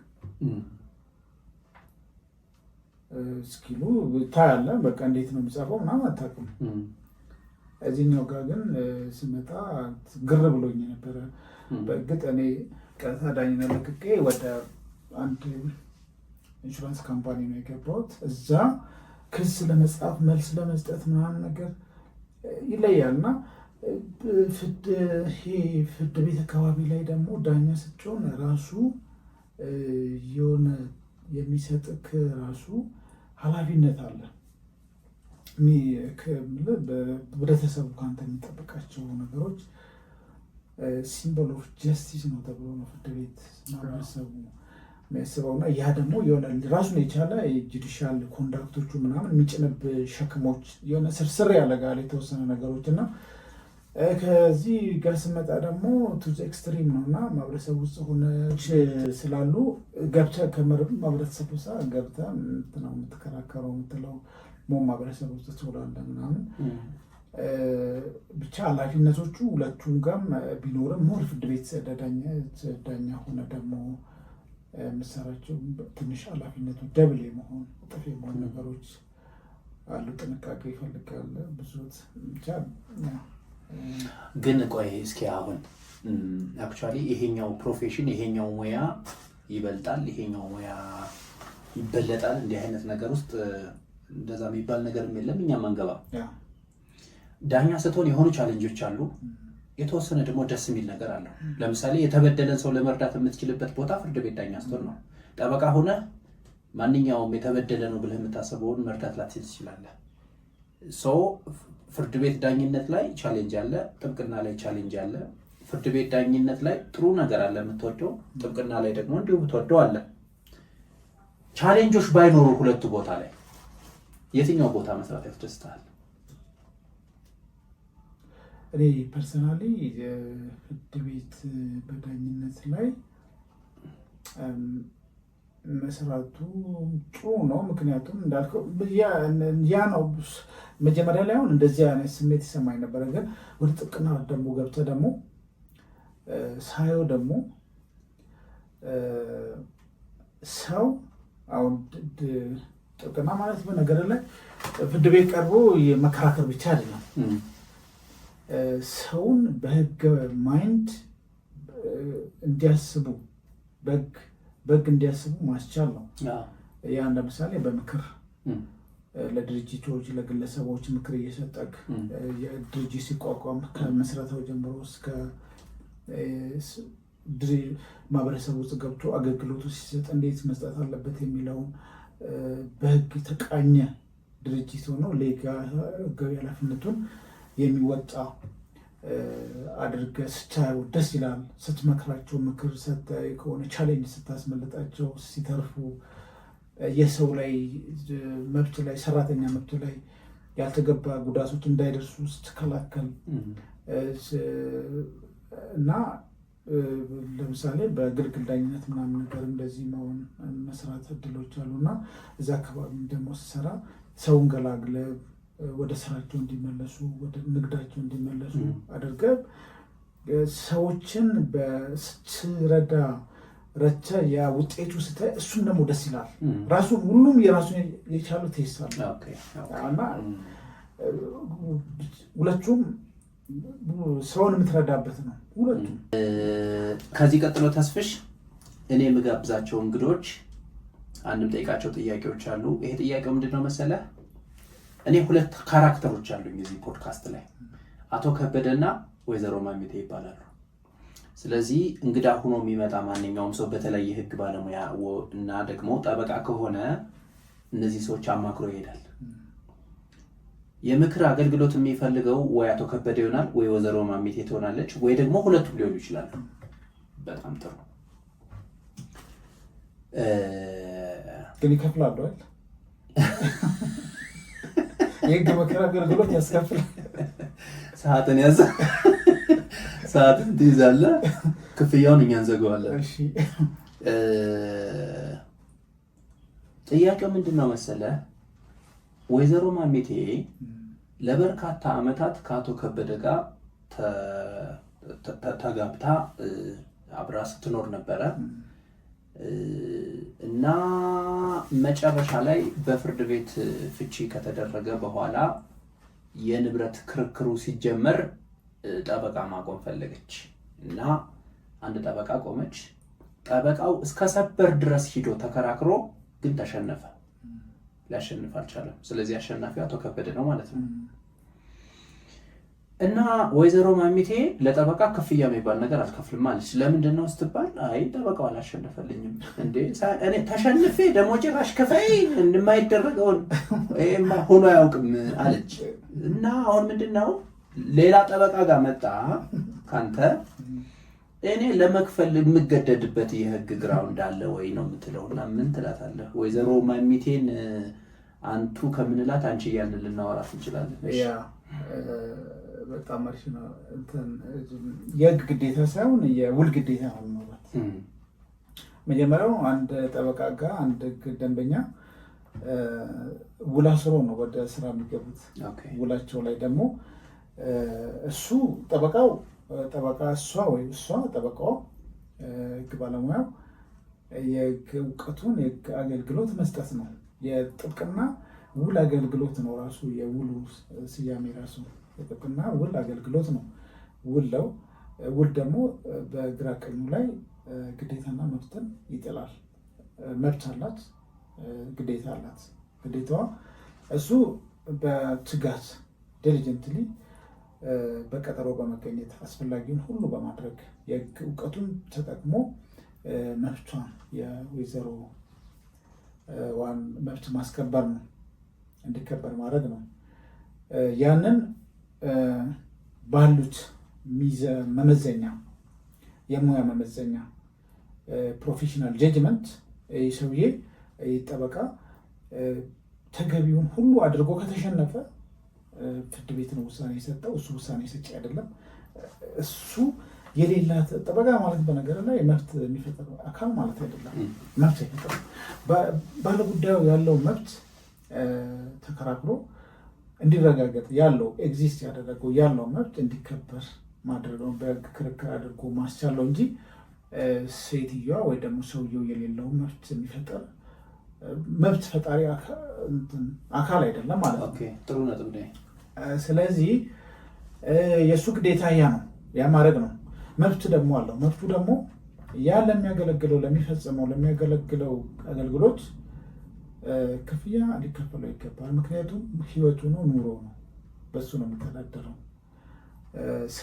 ለስራው ማስፈጸሚያ፣ ለስራው ማስኬጃ፣ ለተለያየ ለመኖሪያው ለቀለቡ ሁሉ ተደርጎ የሚሰጥ ነው። ለምን እሷ ወክሎ ነው የሚከራከረውና እሷ ወክሎ ሲከራከርላ መብቷን ለራሱ መኖር ስላለበት ለዚያ ለመኖሪያ የሚሆነውን ክፍያ ነው የምትሰጠው። በነገር ላይ የጥብቅና አገልግሎት ክፍያ እንደ ንግድ ትርፍ ክፍያም አይደለም፣ ወይ ደግሞ እንደ ንግድ አጊት ተናግደ መናገጃ አይነት ክፍያ አይደለም። መኖሪያ ነው፣ እንደ ቀለብ ነው ተብሎ ነው የሚሰጠው። ራሱ እንደ ቀለብ ሜንቴናንስ በነዳጅ ለምናምን ተብሎ ለዚያ ወጪው ሸፍኖ ስራውን እንዲሰራ ተብሎ የሚሰጥ እንጂ አንተ ዕቃ ሽጠህ ምናምን ነገር አለ። ሙያ ነው። ሙያውን ለሰውየው አገልግሎት ስትሰጥ የሚከፈል ነው። ሪኑመሬሽን የሚባል አይነት ክፍያ ነው። ክፍያው ስለሆነ ያ መብት አለው ማለት ነው። ውሉ ላይ ይሄ ይጠቀሳል ሲዋዋል። እንግዲህ አንድ ምሳሌ ልውሰድ። አንድ ሐኪም ቤት ሄደ ዶክተሩ ጋር ሐኪም ተቋም ሕክምና ተቋም ሄደ። የሰውየው ሊሞት ይችላል። ሕክምና አገልግሎት ተሰጥቶት ቀኑ ሊሆን ይችላል። በቃ የምድር ላይ የነበረው ጊዜ ይሄ ሊሆን ይችላል። ሊሞት ይችላል። የተሰጠው ጊዜ አልቆ በቃ የሚሞትበት ጊዜ ሊሆን ይችላል። ለጋርድ ከፈለው አይመለስም። ስገባም አድንልሃለሁ ብላ አይደለም። የሚገርምህ ለመርፌ የከፈለውም አይመለስም። ፍርድ የጥብቅና አገልግሎትም አሸንፋለሁ አይደለም ብለህ የምትዋዋለው ራሱ እከራከራለሁ፣ አገልግሎቱን እሰጣለሁ። አሁን ክፍያው ዲፔንድ የሚሆነው የማሸነፍ አለማሸነፍ ላይ የተመሰረተ ኮንዲሽን አይደለም። አገልግሎቱን ደግሞ እስከ ሰበር ሰሚ ድረስ ሄዶ ያንን አገልግሎት ሰጥቷል አልሰጠም ነው የሚታየው። መስጠት ግዴታ ስላለባት መስጠት አለባት። መስጠት ከሆነ ያው ጠበቃው ባለው ውል መሰረት በፍርድ ቤት ሄዶ መብቱን የሚያስከብርበት ስለሚሆን ያ ደግሞ ለወደፊትም ስለዚህ በተዋዋላችሁ መሰረት ሙሉ ክፍያ መክፈል አለበት። ማሚቴ በጣም ይገርማል። አጋጣሚ አንተ እያብራራ የሆነ ነገር ትዝ አለኝ። ብዙ ጠበቃ ተስፍሽ ታውቃለህ። ለምሳሌ የጥብቅና ውል ልክ ሲያደርግ ቅድሚያ ክፍያ ይከፈላል። አንዳንዴ ደግሞ በመሀል ክፍያ ይኖርና የመጨረሻ ጊዜ ደግሞ ክፍያ ፍርድ ቤቱ ውሳኔ ከሰጠ በኋላ የሚባል አለ። በሚሸነፉበት ጊዜ ይህን ክፍያ ኖርማሊ ጠበቆችን በተለምዶ አይጠይቁም። ሰዎቹም መክፈል እንዳለባቸው አይሰማቸውም። ነገር ግን መክፈል አለባቸው በውላቸው መሰረት። ያ ጥሩ ነጥብ። እዚህ ላይ አንድ ነገር መጨመር ፈልጋለሁ። እኔ በግራ ቀኙ በሁለቱም በኩል የባህሪ ለውጥ መኖር አለበት። ማህበረሰቡ ራሱ ውል ጠበቃ ጋር ሄዶ ሲሄድ ያሸንፍል ይወስንልኛል፣ ያስወስንልኛል ብሎ ሰው ያለኝ መብቴን ያስከብርልኛል ብሎ አገልግሎቱን ይሰጠኛል ብሎ ነው የሚሄደው። ይሄ በክላይንቱ በደንበኛው በኩል ደንበኛ አገልግሎት ፈላጊ በኩል ይህ ባህሪ ለውጥ በነገር ላይ ብዙ ነገሮች በባህሪ ለውጥ መቀየር ያለባቸው ነገሮች አሉ። ይህንም ሙያ በዚህ ልክ ደግሞ እየተጎዳ ሙያውን ባለሙያውን ከዚህ ዲስከሬጅ እየተደረገ እየወጣ ከዚህ ምክንያቱም በሌላስ ነግዶም ሌላ ሙያ ውስጥ ገብቶም ስራ ሰርቶ መኖር ይችላል እና በዚያ ልክ የሙያውንም እየተጎዳ አሁን ብዙ ሰዎች እንዳልከው ነው ዲስከሬጅ ሆኖ ለፍቶ ያ ክፍያ ሳይከፈል ይቀራል እና ጉዳት ነው። እሱ ደግሞ ሰውንም እንድትጠራጠር ያደርጋል እና ያ ባህሪ ለውጥ መኖር አለበት። ኦልራይት። ሁለት ጥያቄዎችን አንድ ላይ መርጅ አድርጌ እስኪ ልጠይቅህ። አንደኛ አሁን ከቴክኖሎጂ ጋር የተያዘ ጥያቄ ነው። ቴክኖሎጂ መቼስ ዲስራፕት ያላደረገው ሴክተር የለም። ሁሉንም ሴክተር ምንም የቀረ የሚባል የለም እና ይሄ ቴክኖሎጂ በፍትህ ስርዓቱ በጠበቆች የሙያዊ ስራ በፍርድ ቤቶች ላይ ተጽዕኖ ያሳድራል። ወደፊት ቴክኖሎጂ በፍትህ ስርዓቱ ላይ ተጽዕኖ ያሳድራል ብለህ ታስባለህ ወይ? አንድ ሁለተኛ አያይዘህ ብትገልጽልኝ ደስ የሚለኝ ሌጋል ቴክን እንዴት አየኸው? ይቅርታ ይህ ነገር ቅድም አንስቼ ነበረ። በሆነ ቦታ ላይ ቴክኖሎጂ መጠቀም በየትኛው በእጅ እንደ አንድ ማዕድንን የሆነ ለመቆፈር ለማውጣት በእጅ መቆፈር እና በማሽን መቆፈር ነው። ልዩነቱ በዚያ ልክ ነው ማለት ነው። ቴክኖሎጂን ተጠቅሞ የህግ አገልግሎትን መስጠት ኢንሴንስ ጠበቃው በህግ ሴክተሩ ላይ ያለው ሁሉም ፍርድ ቤት የምትሄድ ፍርድ ቤት አሁን በአሁኑ ጊዜ ብዙ ነገሮች ወደ ቴክኖሎጂ አንጥቶ ብዙ ከዚህ በፊት ያልነበሩ በፕላዝማ ችሎትን ማስቻል ጀምሮ በመረጃ ካለበት ቦታ ሆነ ቁጥር አስገብተህ ፍርድ ቤት መረጃ ማግኘት ችሎት በአሁኑ ጊዜ የተወሰኑ የተለያየ ለምሳሌ ኦሮሚያ ፌዴራል አካባቢ ላይ በኢፋይሊንግ መዝገብ መክፈት፣ መልስ መስጠት፣ ክርክር ማድረግ ካለበት ቦታ እንደዚህ አይነት ነገሮች ለምሳሌ በኦሮሚያ ክልል በአሁኑ ጊዜ እስከዚህ ደረጃ ክስን ጨምሮ ክስ ማቅረብ ለችሎት የምትቀርብባቸው ዳኛ ፊት የምትቀርባቸው ጉዳዮች በጣም ውስን ወደ መሆኑ ያ ምንድን ነው? ጊዜ ይቆጥባል፣ ድካም ይቀንሳል፣ እንግልት ይቀንሳል፣ ግልጽነትን ያዳብራል። ምክንያቱም አንድ መዝገብ ለመክፈት ሄደ ከመዝገብ ከሚከፍተው ሰራተኛ እና በአንተ መካከል ቀጥታ ግንኙነት ስለማይኖር ጭቅጭቅ የለም። ታስገባለህ። በሲስተሙ መሰረት ሲስተሙ ነው የሚሰራው ማለት ኦፕሬት የሚያደርገው በቃ መሀል በተገልጋዩና በአገልግሎት ሰጪው መካከል ኦፕሬት የሚያደርገው ሲስተም አለ። ሲስተሙ ነው። ምንም የሚያጨቃጭቅ የሚያነጋግረ ነገር አይኖርም። በዚያ ግልጽነት ይፈጠራል። ፍጥነት፣ በተለይ ፍጥነት እና ጥራት፣ የሚሰጡ አገልግሎቶች ጥራት፣ ከውሳኔ ጥራት ከዚህ በፊት አሁን እኛ ፍርድ ቤት በነበርንበት ጊዜ መጀመሪያ ፍርድ ቤት ስንገባ አካባቢ የነበሩ የሚወሩ ነገሮች ወይ ያየናቸው አሉ። ለምሳሌ መዝገብ ይጠፋል። እኔ ብዙ ጊዜ መዝገብ ጠፍቶ አጋጥመናል። በተለያየ ምክንያት መዝገብ ይጠፋል። ከዚያ ያ ሲደረግበት 2 ዓመት 3 ዓመት የነበረ ክርክር ሲደረግበት የነበረ መዝገብ ጠፋ ማለት ኦልሞስት የዚያ ፋይል ነፍሱ ሞተ ማለት ነው። በዚያ ያን ያቃልላል። ሰው ካለበት አክሴሲቢሊቲ ራሱ ተደራሽነቱን ብዙ ነገሮች አንድ ቦታ ላይ አንድ አገልግሎት ብዙ አገልግሎት ማግኘት ትችላለህ። የቴክኖሎጂው በፍትህ ስርዓቱ ላይ የሚኖረው ተጽዕኖ በፖዚቲቭ ኢምፓክት ነው። በጣም ጥሩ ነው። ምክንያቱም ፍትህን ስትሰጥ ፍትህ ያልተዛባ ቀልጣፋ መሆን አለበት። ስለሆነ ያን በማቀላጠፉ ያልተዛባ ነገሮች እንዳይኖሩ በማስቻሉ ብዙ እገዛ ያደርጋል። ለአገልግሎት ለምሳሌ ለዳኞች፣ ለአቃቤ ሕግ በእጅ ከመጻፍ ምስክር በእጅ ከመጻፍ ከመገልበጥ መቅረጸ ድምፅ ቀርጸ አሁን መቅረጸ ድምፁ ራሱ ወደ ንባብ የሚቀይር ደግሞ መጥቷል። ቀጥታ ወደ ጽሁፍ የሚቀይሩ አሉ። ብዙ ይሄ ነው የምንላቸው ነገሮች አይደሉም። ብዙ ለውጦች አሉ።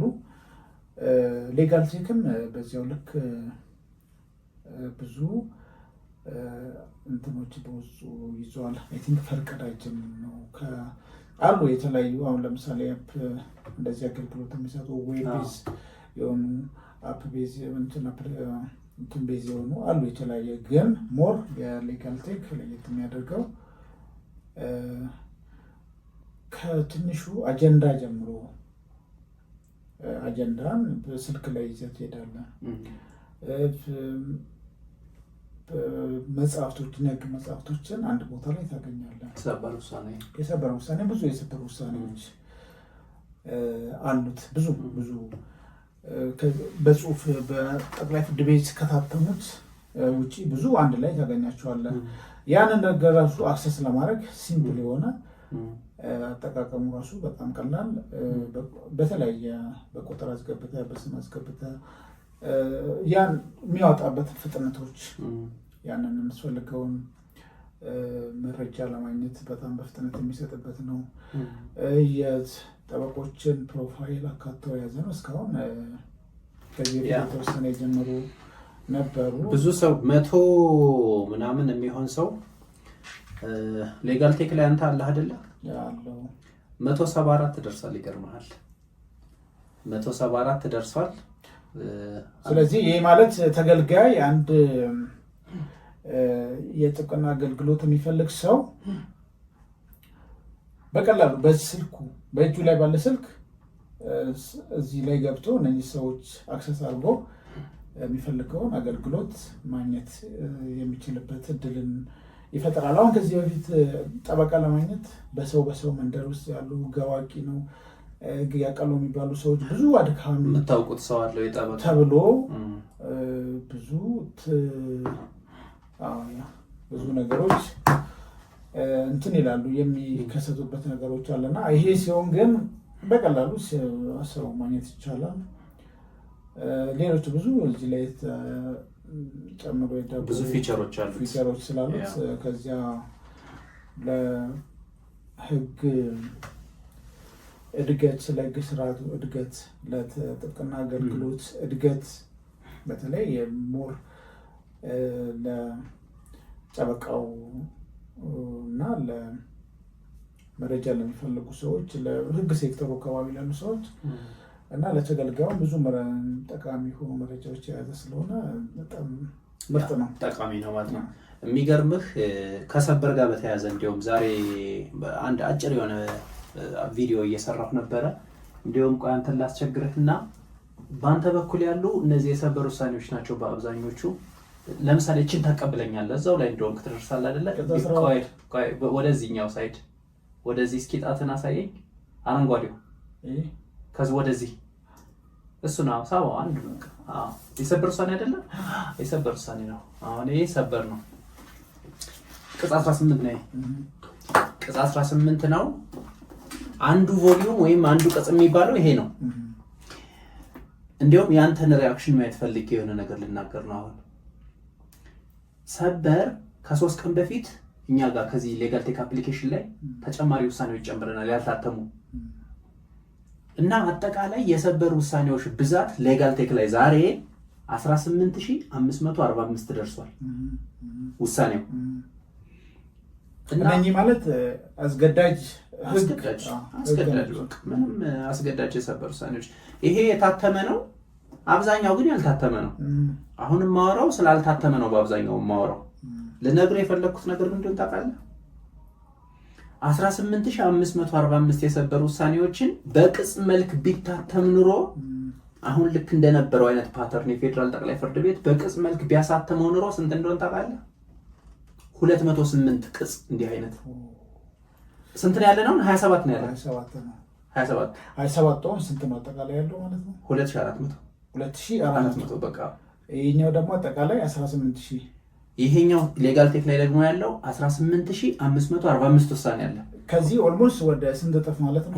ምን በቃ ለ2400 ማካፈል ማለት ነው። እንዲህ አይነት 208 መጽሐፍ ማለት ነው። በጣም ከፍተኛ ቁጥር ነው ያለው። ሌላ ደግሞ የሚገርምህ ነገር አሁን ስለዚህ በነገራችን ላይ ያው እኛ በጣም ጊዜ ወስደን ብዙ ኢነርጂ ኤግዘርት እያደረግን የምንሰራው ስራ ስለሆነ በብዙ አይነት መንገድ መተንተን እንችላለን። ሌላው አሪፉ ነገር ምንድነው መሰለህ? ለምሳሌ ቅጽ 18 ላይ እንዲህ አይነት የሰበር ውሳኔ ያወጣልኝ ብለህ መጽሐፉን ትሄዳለህ፣ ማውጫዋ ትፈልጋለህ፣ ከዛ ወደ ገጹ ትሄዳለህ፣ አንብበህ ነው የምትደርስበት አይደለ? እኛ ጋር የሆነሽ ቃል ብቻ ይዘህ ትመጣና ቃሏን ልክ ስታስገባ የሰበር መዝገብ ቁጥሩን ካወቀው ምንም ምንም ጥያቄ የለም። በቃል ራሱ ደግሞ በቃል በፈለግከው አሁን ተስፋዬ ታደሰን አንተ ተስፋዬ ታደሰ ብለህ ስትጽፍ ተስፋዬ ታደሰ የሚባል ቃል ያለበትን በሙሉ ነው የሚያወጣው። አንተ የተከራከርክበትን አይደለም። ተስፋዬ ታደሰ የሚባል ቃል ማለት ነው። አንዴ እኔ ቁጭ ብዬ ይርጋ ብለህ ከጻፍክ ለምሳሌ ይርጋን በሙሉ ያወጣልሃል። በሙሉ ኤግዞስቲቭ ሊስት የህግ ባለሙያዎች ይሄን ይረዱታል። ይሄን ቃል አይደል? ኤግዞስቲቭ ሊስት ማለት በሙሉ ነው የሚያወጣው። አንዴ ቁጭ ብዬ ያው እንዲህ ዝም ብዬ ስደበር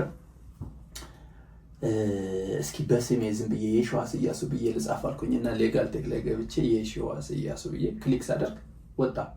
እንዴ በእኔ አይነት ስም ሌላ ኦኬ ተከራካሪ ሊሆን ይችላል፣ ፍርዱ ላይ ምስክርም የሆነ እኮ ሊሆን ይችላል። ግን ጠበቃ የሺዋስ ኢያሱ ነው የሚለው የተሰየምክበት አለ ማለት አይደለም። እኔ ሰበር የተሰየምኩበት አላስታውስም። እና ምን ሊሆን ይችላል የሺዋስ ኢያሱ የሚባል ጠበቃ አለ፣ እኔ አላውቀውም። በተመሳሳይ ሞክሽ አለ ማለት ነው ብዬ አሰብኩት አውቃለሁ። ከዛ ቀስ እያልኩ ሳነበው እረስቸው ነው እንጂ እኔ ነው እንደ ሰውየው ክስ መረስ አንተ ማለት የሆነ ለካ ሰበር ተሰይሜ እኔ የተከራከርኩበት ጉዳይ ነው። አንድ ከመቀሌ የመጣልኝ ኬዝ ነበርና እኔ ቶታሊ ሁሉ ረስቼዋለሁ። ተመልከት፣ ሰው የሆነሽ ቃል ይዘው ከመጡ ፈልገው ማግኘት ይችላሉ። ሌጋል ቴክ ላይ 18000 በላይ ውሳኔ ያለ ስንል ስለ ብዛት ብቻ አይደለም እያወራን ያለ ነው። በቀላሉ ኩዊክሊ አክሰስ ማድረግ ትችላለህ። ኤፊሺየንሲ ኢቭን ይጨምርልሃል ማለታችን ነው።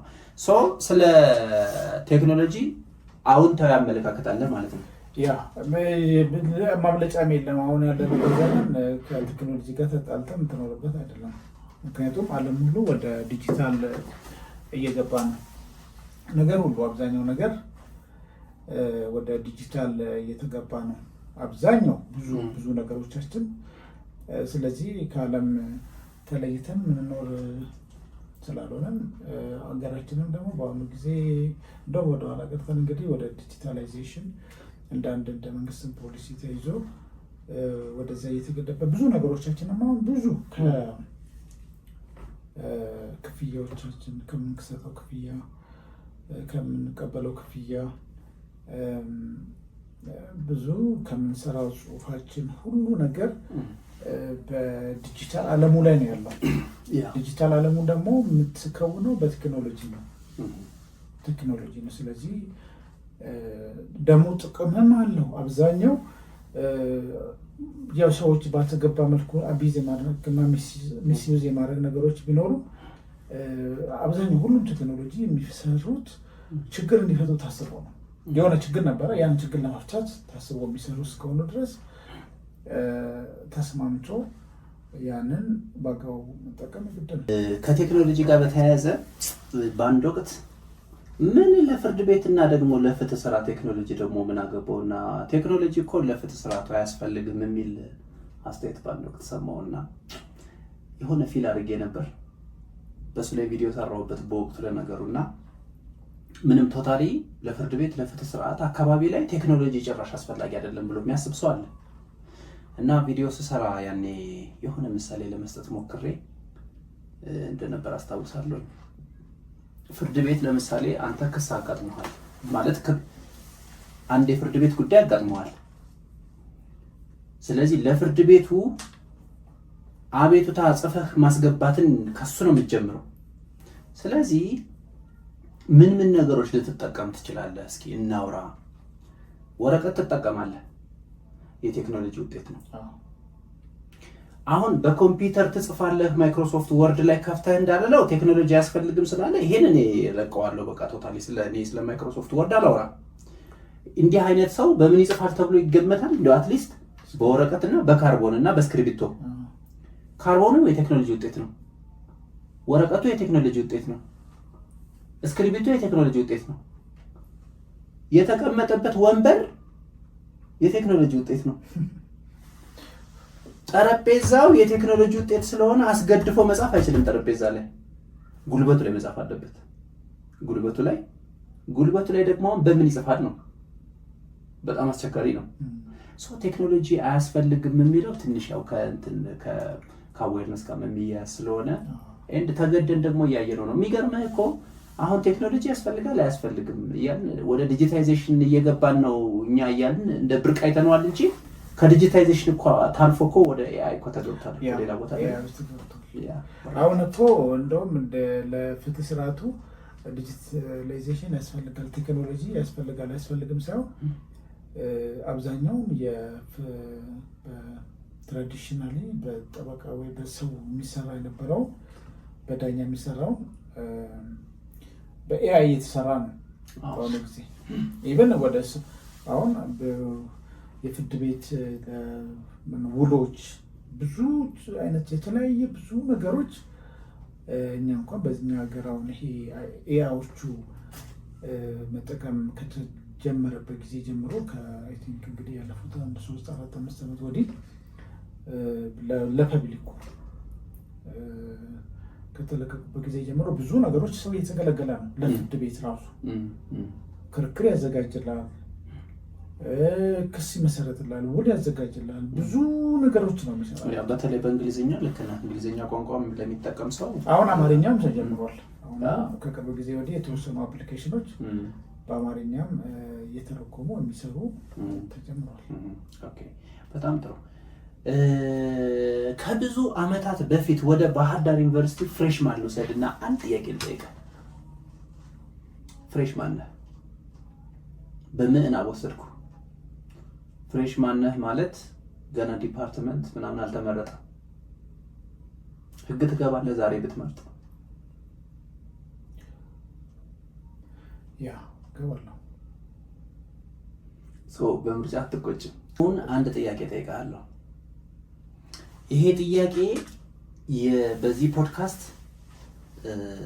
የመጨረሻው ፓርት ጥያቄ ይሄ ነው እና የጥያቄው አይነት ዘና እያልን እንስብ ነው።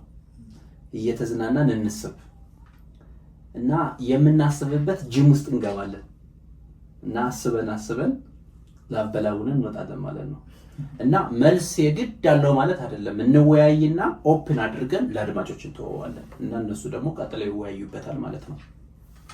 ሊስን አሸብር የተባለ አንድ ግለሰብ ሜላት የተባለችን የ14 ዓመት ህፃን አስገድዶ ደፈረ ተብሎ ተጠርጥሯል። ግልጽ ነው።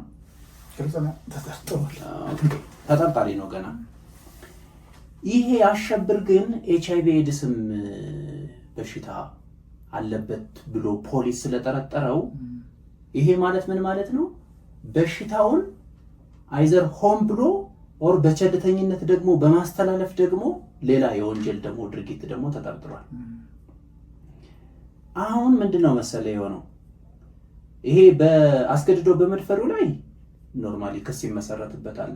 የወንጀል ህግ አንቀጽ 620 እና ተከታዮቹ በእነሱ መሰረት እሱ ምንም አከራካሪ አይደለም። ግን በሽታ አስተላልፏል የሚለው ነገር ለታሳሲውም ይሄ የወንጀል ድርጊት ነው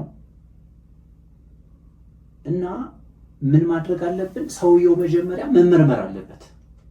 ተመርምሮ ኤችአይቪ ኤድስ መኖር አለበት በፖሊስ ጥርጣሬ መሰረት። ምክንያቱም በሽታው ከሌለበት በሽታ አስተላልፏል ብለህ ልትከሰው አትችልም ማለት ነው። አሁን እሱን ልንመረምር ዝግጅት ላይ ነው ያለነው። ሰው አሸብር ግን ሲጠየቅ አልመረመርም ማለት አሁን በፍትሐ ብሔር ህጉ አንቀጽ 20 አካባቢ ይመስለኛል ወይም ደግሞ ቼክ እናደርገዋለን። እዛ ላይ አንድ ሰው የሆነ በሽታ የሆነ ደሙን ብለድ ቴስት እንዲያደርግ እንዲመረመር ተጠይቆ አልመረመርም ካለ ጉዳዩ የፍትሐ ብሔር ከሆነ እና እሱ አልመረመርም ካለ በሽታው እንዳለበት ግምት ወስደህ ፕሮሲድ ማድረግ ትችላለህ። ወንጀል በሚሆንበት ጊዜ ግን ይሄን ፕሪዛምፕሽን ይሄን የህሊና ግምት በሽታው አለበት ብለህ ግምት መውሰድ አትችልም። አንደኛ። ሁለተኛ ደግሞ አስገድደህም አታለህም ደግሞ መመርመር አትችልም፣ ህጉ አይፈቅድልህም። ስለዚህ ይህንን ጉዳይ የህግ ባለሙያዎች እየተወያየንበት ነው። ባይዘው ይሄ ሪል ኬዝ ማለት ሪል የተወያየንበት ኬዝ ነው። እንትን ላይ የዳኞች ማሰልጠኛ ተቋም እያለ ሽሜን ታስታውሰዋለህ? እና ሽሜ ብዙ እንደዚህ አይነት ነገሮች ልክ ሲያጋጥመው እንዴት እንደሚያወራ ምናምን ታውቀዋለህ። የጋራ ጓደኛችን ነው። እና ለሽሜ ተነገረው እንዴ ተመርመር በሉት አለ። አይ አሸብራል አልመረመርም አለ። እንዴ ግዴለም ደጋግማችሁ ጠይቁት አለ። አይ በቃ ምንም በቃ ፍንክች ምንም በቃ እኔ አልመረመርም ነው እያለ ያለው። ስለዚህ የፍትሐ ብሔር ጉዳይ ቢሆን ኖሮ በቃ አቦ በሽታው አለበት ብለን ግምት ይዘን እንቀጥል ነበረ። በወንጀል ደግሞ ወይ ግምት አንይዝ ወይ እናታልለው ወይ እናስገድደው ምንድነው ማድረግ የሚሻለው እና ሶሉሽኑ ምንድነው ምናምን ብለን ሽሜን አዋራ ነው። በቃ ዝም ብላችሁ ፊት ለፊት አንድ ጊዜ በቦክስ አፍንጫውን ካላችሁት በኋላ ደም ሲፈስ የምትፈልጉትን ያክል በስሪንጅ ወስዳችሁ ትመረምሩና እየተረፈው ለድመት መስጠት ነው። ምንም በቃ ጊዜ ማጥፋት አያስፈልግም ማለት። ጥያቄው ምንድነው መሰለህ? አሁን የሐሳብ ጂም የምንሰራበት ምንድነው መሰለህ? አንደኛ እንዲህ አይነት ጉዳይ ሲያጋጥም ምን ማድረግ ይቻላል ከህግ አንፃር፣ ሁለተኛ የሽሜን አስተያየት ኢቫሉዌት አድርግ። ከባድ ነው ከባድ ነው። ለዛ ነው ጂም የምንገባው እኮ ለዛ እኮ ነው። እንግዲህ ለደሙም ለምነታውም ለእጃችን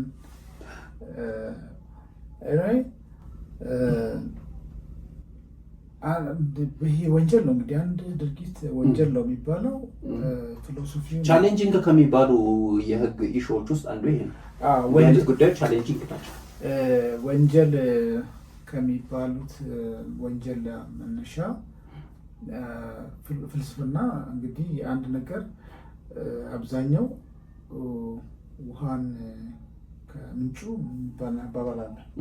ወደ ምንጩ ወደ መነሻው ስትሄድ ፍልስፍናው አንድ ድርጊት ወንጀል ነው የሚባለው ነገር ምንድን ነው መነሻው ተብሎ ፍልስፍናው ከጀርባ ያለው ብዙ በአሁን ጁሪስፕሩደንስ ላይ ብዙ አይነት የተለያዩ ፍልስፍናዎች አሉና አንድ ድርጊት አንድ ያንተ ድርጊት ወንጀል ነው የሚያስብለው ጥፋት ነው የሚያስብለው እና የምትጠየቅበት ፍልስፍና አለውና አብዛኛው አይ ቲንክ የጀርመን ሀገር ፍልስፍና ነው ገዢ አብዛኛው ሀገር ላይ በወንጀል ህግ ተካቶ ያለው አንድ ድርጊት ወንጀል ነው የሚያስብለውን ፍልስፍና የጀርመን ሀገር ፍልስፍና ነው። መነሻው ምንድን ነው? እነሱም አንድ ድርጊት ወንጀል ነው የሚባለው ድርጊቱ ወንጀል ነው የሚያስብለው መነሻ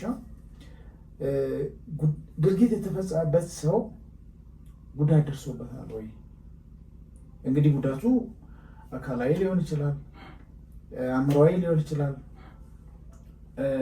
ረቂቅ ስሜታዊ የሆነ መንፈሳዊ ምስብራቶች ሊሆን ይችላል። አንተ የወንጀል ውጤት ያን ልንተነትን እንችላለን። ግን ተስፍሽ አሁን ስፔሻሊ ወንጀል ምንድነው ለሚለው የሰጠው ነገር እሱ አሁን ያብራራው ነገር ጥሩ ነው።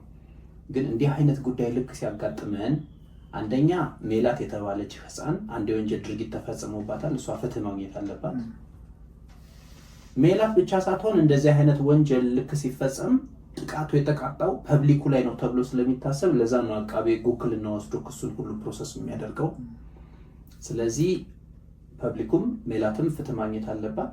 ግለሰቡ ማሸብርም ራሱ ፍትህ ማግኘት አለበት በመቀጣት በአንድ በኩል ፍትህ ማግኘት፣ በአንድ በኩል ደግሞ የተጠርጣሪውንና የተከሳሹን ደግሞ መብት መጠበቅ አለ። ይህንን ሁለቱን አቻችልህ ለማስኬድ የሆነ አጣብቂኝ ውስጥ ትገባለህ። እንዲህ አይነት ቻሌንጂንግ የሆነ ሁኔታ ሲያጋጥምህ ለዚህ አሁን ኢሚዲየት የሆነ መልስ እና ሶሉሽን መስጠት ይቻላል ወይስ ማሰብ ጊዜ መስጠት እና ሪሰርች ማድረግ ይጠይቃል? ይቻላል። ለምንድን ነው የሚቻለው መሰለህ? እሱ ወደ እሱ አስተላልፏል ተብሎ ነው የተጠረጠረው። አሸብርም እኔ እንደኔ ሀሳብ እንደ መፍትሄ ብሎ ብዬ ማቀርበው ማለት ነው። ኦልተርኔቲቭ ሶሉሽን ነው ይዘህ መቅረብ ያለብህ። ሰውየውን ደብድበህ ምናምን እሱም ህገወጥ ነው። ህገወጥን በህገወጥ አይቻልም። የሽሜ አያስኬድም። ቱሮንግ ካናቢ ዋራይት ይባላል። አንድ ሁለት መጥፎ ሊሆን አይችልም። ጠብቆ ጊዜ ወስዶ ልጅቷ ላይ እኮ ተላልፎ ከሆነ እሱ ውስጥ ካለ ልጅቷ መመርመር ነው። አዎ ግን የሚገርምህ እኮ ምንድን ነው መሰለህ፣ ለምሳሌ አሁን ልጅቷ ጋር ተገኝቶ አንድ ነገር እኮ ልጅቱ ጋር ሜላት ጋር የኤችአይቪ ፖዚቲቭ ሁና እሱ ኔጌቲቭ ሊሆን ይችላል። እሷ አንተ አሁን ሴክሹዋል ሂስትሪ ላይኖራት ይችላል ብለህ አስበህ ሊሆን ይችላል። ግን በምላጭና በተለያዩ መንገዶች እሷ ደግሞ አኳየር አድርገው ሊሆን ይችላል። ያ ከሆነ እኮ አሁንም ያ ከሆነ ከእሷ ደግሞ ወደ እሱ ተላልፏል ማለት ነው። ስለዚህ ሁለቱም ያው ናቸው። ምንም የምታመልጥበት ኬዝ የለም። መጀመሪያ መሀል ላይ ነበረ ያ የሚለው ላይ ተላለፈም ይችላል። ኢንፋክት ነሰሰርሊ የግድ እንትን አይደለም። እንግዲህ እሷ የአነት እንደዚህ አይነት ታሪክ ካለት አሻሚ ነው። የመነሻው ከየት ነው የመጣ የምለውን ዋናውን ማግኘት ይከብዳል ስለሚሆን ግን እሷ ምንም ታሪክ የለኝም፣ እንደዚህ አይነት ግብረ ስጋ ግንኙነት ታሪክ የለኝም፣ ደፍሮ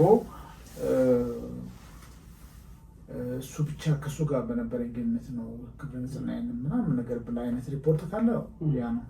ካልሆነ ግን እሱ ንጹህ ሆኖ እሷ ቀደም ብላ ኖሯት ከሆነ ዞሮ ዞሮ ወደሱ ከምርመራው ጋር በተያያዘ ምን ትላለህ? አሁን ይሄን ሰው አስገድደህ አታለህ እንዲመረመር ማድረግ ትችላለህ ወይስ መተው ነው ያለብህ? ምንድን ነው የምታደርገው? እዚህ ላይ ሁለት የህግ ፍልስፍናዎች አሉ። እሺ the means justify the end እና the end justify the means ይባላል። እሺ ማስረጃ ልትወስድ ነው ያለው። ሌጋሊ በህገወጥ ማስረጃ አታለ ፕሮፐር በሆነ መንገድ የሰበሰብከው ማስረጃ ዋናው መንገድ የሄድክበት ያን ነገር ለማምጣት የሄድክበት መንገድ ፕሮሲጀር ሬጉላሪቲ ወይ ደግሞ ህገ መንግስታዊ በህገ መንግስቱ ስለሰውየው የተሰጠውን ጥበቃ ጥሰህ ውጤት ልታመጣ ትችላለህ። ምንም ችግር የለውም። the end justify the means ልትል ትችላለህ። ኢንዱ ውጤቱ ይኸው አግኝቻለሁ ልትል ትችላለህ። ፍርድ ቤቱ ግን ውድቅ ሊያደርገው ይችላል። እሱ ለዚያ ነው የተለያየ ሀገር ፍልስፍናውን ሁለት ፍልስፍናዎች አሉ በተለያየ ሀገራት። ያኛውን ደግሞ ሚንሱ ኢንዱ ዘ ፍሩት ኦፍ ዘ ፖይዝነስ ትሪ ነው እና የወጣበት ማስረጃ የተገኘበት ህገወጥ ስለሆነ ኤክስክሉሽነሪ ሩል ይባላል። ኤክስክሉዲንግ በህገወጥ የተገኘ ማስረጃ ኤክስክሉድ ታደርገዋለህ ነው። ስለዚህ በእኛ ህገ መንግስት ደግሞ በኮርሽን በእንደዚህ በአስገደደ ምናምን ነገር የሚገኙ ማስረጃዎች ይከለክላል። ያ በማስገደዱ የተገኙ ማስረጃዎችን መጠቀም አትችልም። ፕሮሲጀራል አሁን በስነስርዓት ህጉ ላይ የተቀመጡ ፕሮሲጀራል ሴፍ ጋርዶች አሉ።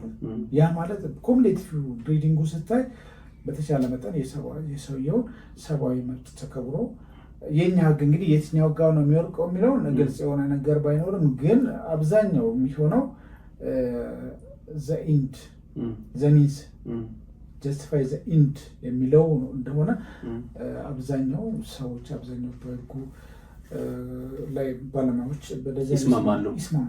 እንደሱ ከሆነ በማስገደድ ልትመረምረው አትችልም ያ ማለት ነው።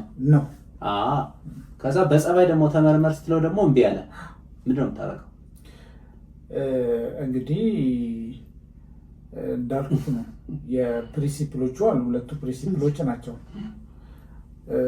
ዲሲሽኑ ስቲል የኛ የሚገርም ነገር ግልጽ የሆነ ነገር አሁን ኮርሽን ነው። ኮርሽን ማለት ሰውን መደብደብ ምናምን ማስገደድ። በህግ ደም መቀበል አትችልም ወይ ለሳይንቲፊክ ምርመራ ለምናምን ነገር ለእንደዚህ አይነት ምርመራ እምቢ ካለ የሚል ግልጽ የሆነ ክልከላ የለም። አሁንም ደግሞ በግልጽ ያልተከለከለ ዘተፈቀደ ነው ምናምን ሌሎች ፕሪንሲፕል ውስጥ ደግሞ ትገባለህ።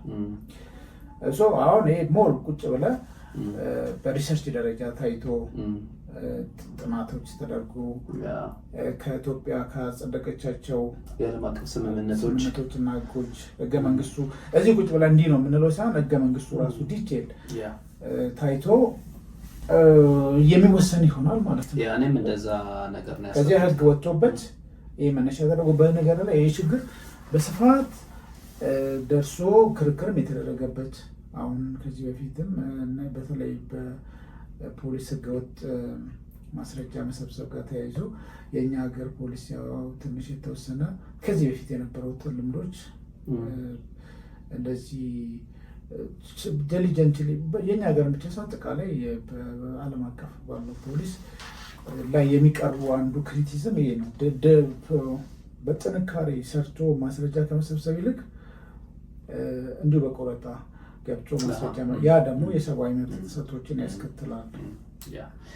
ስትሬት ፎርዋርድ የሆነ መልስ እንዲሁ ወዲያው አክሰስፖርት መልስ የሚሰጥበት ሳይሆን ሪሰርች የሚጠይቅ እና አድማጮቻችን ደግሞ እንዲወያዩበት ክፍት አድርገን የምንተወው ነው።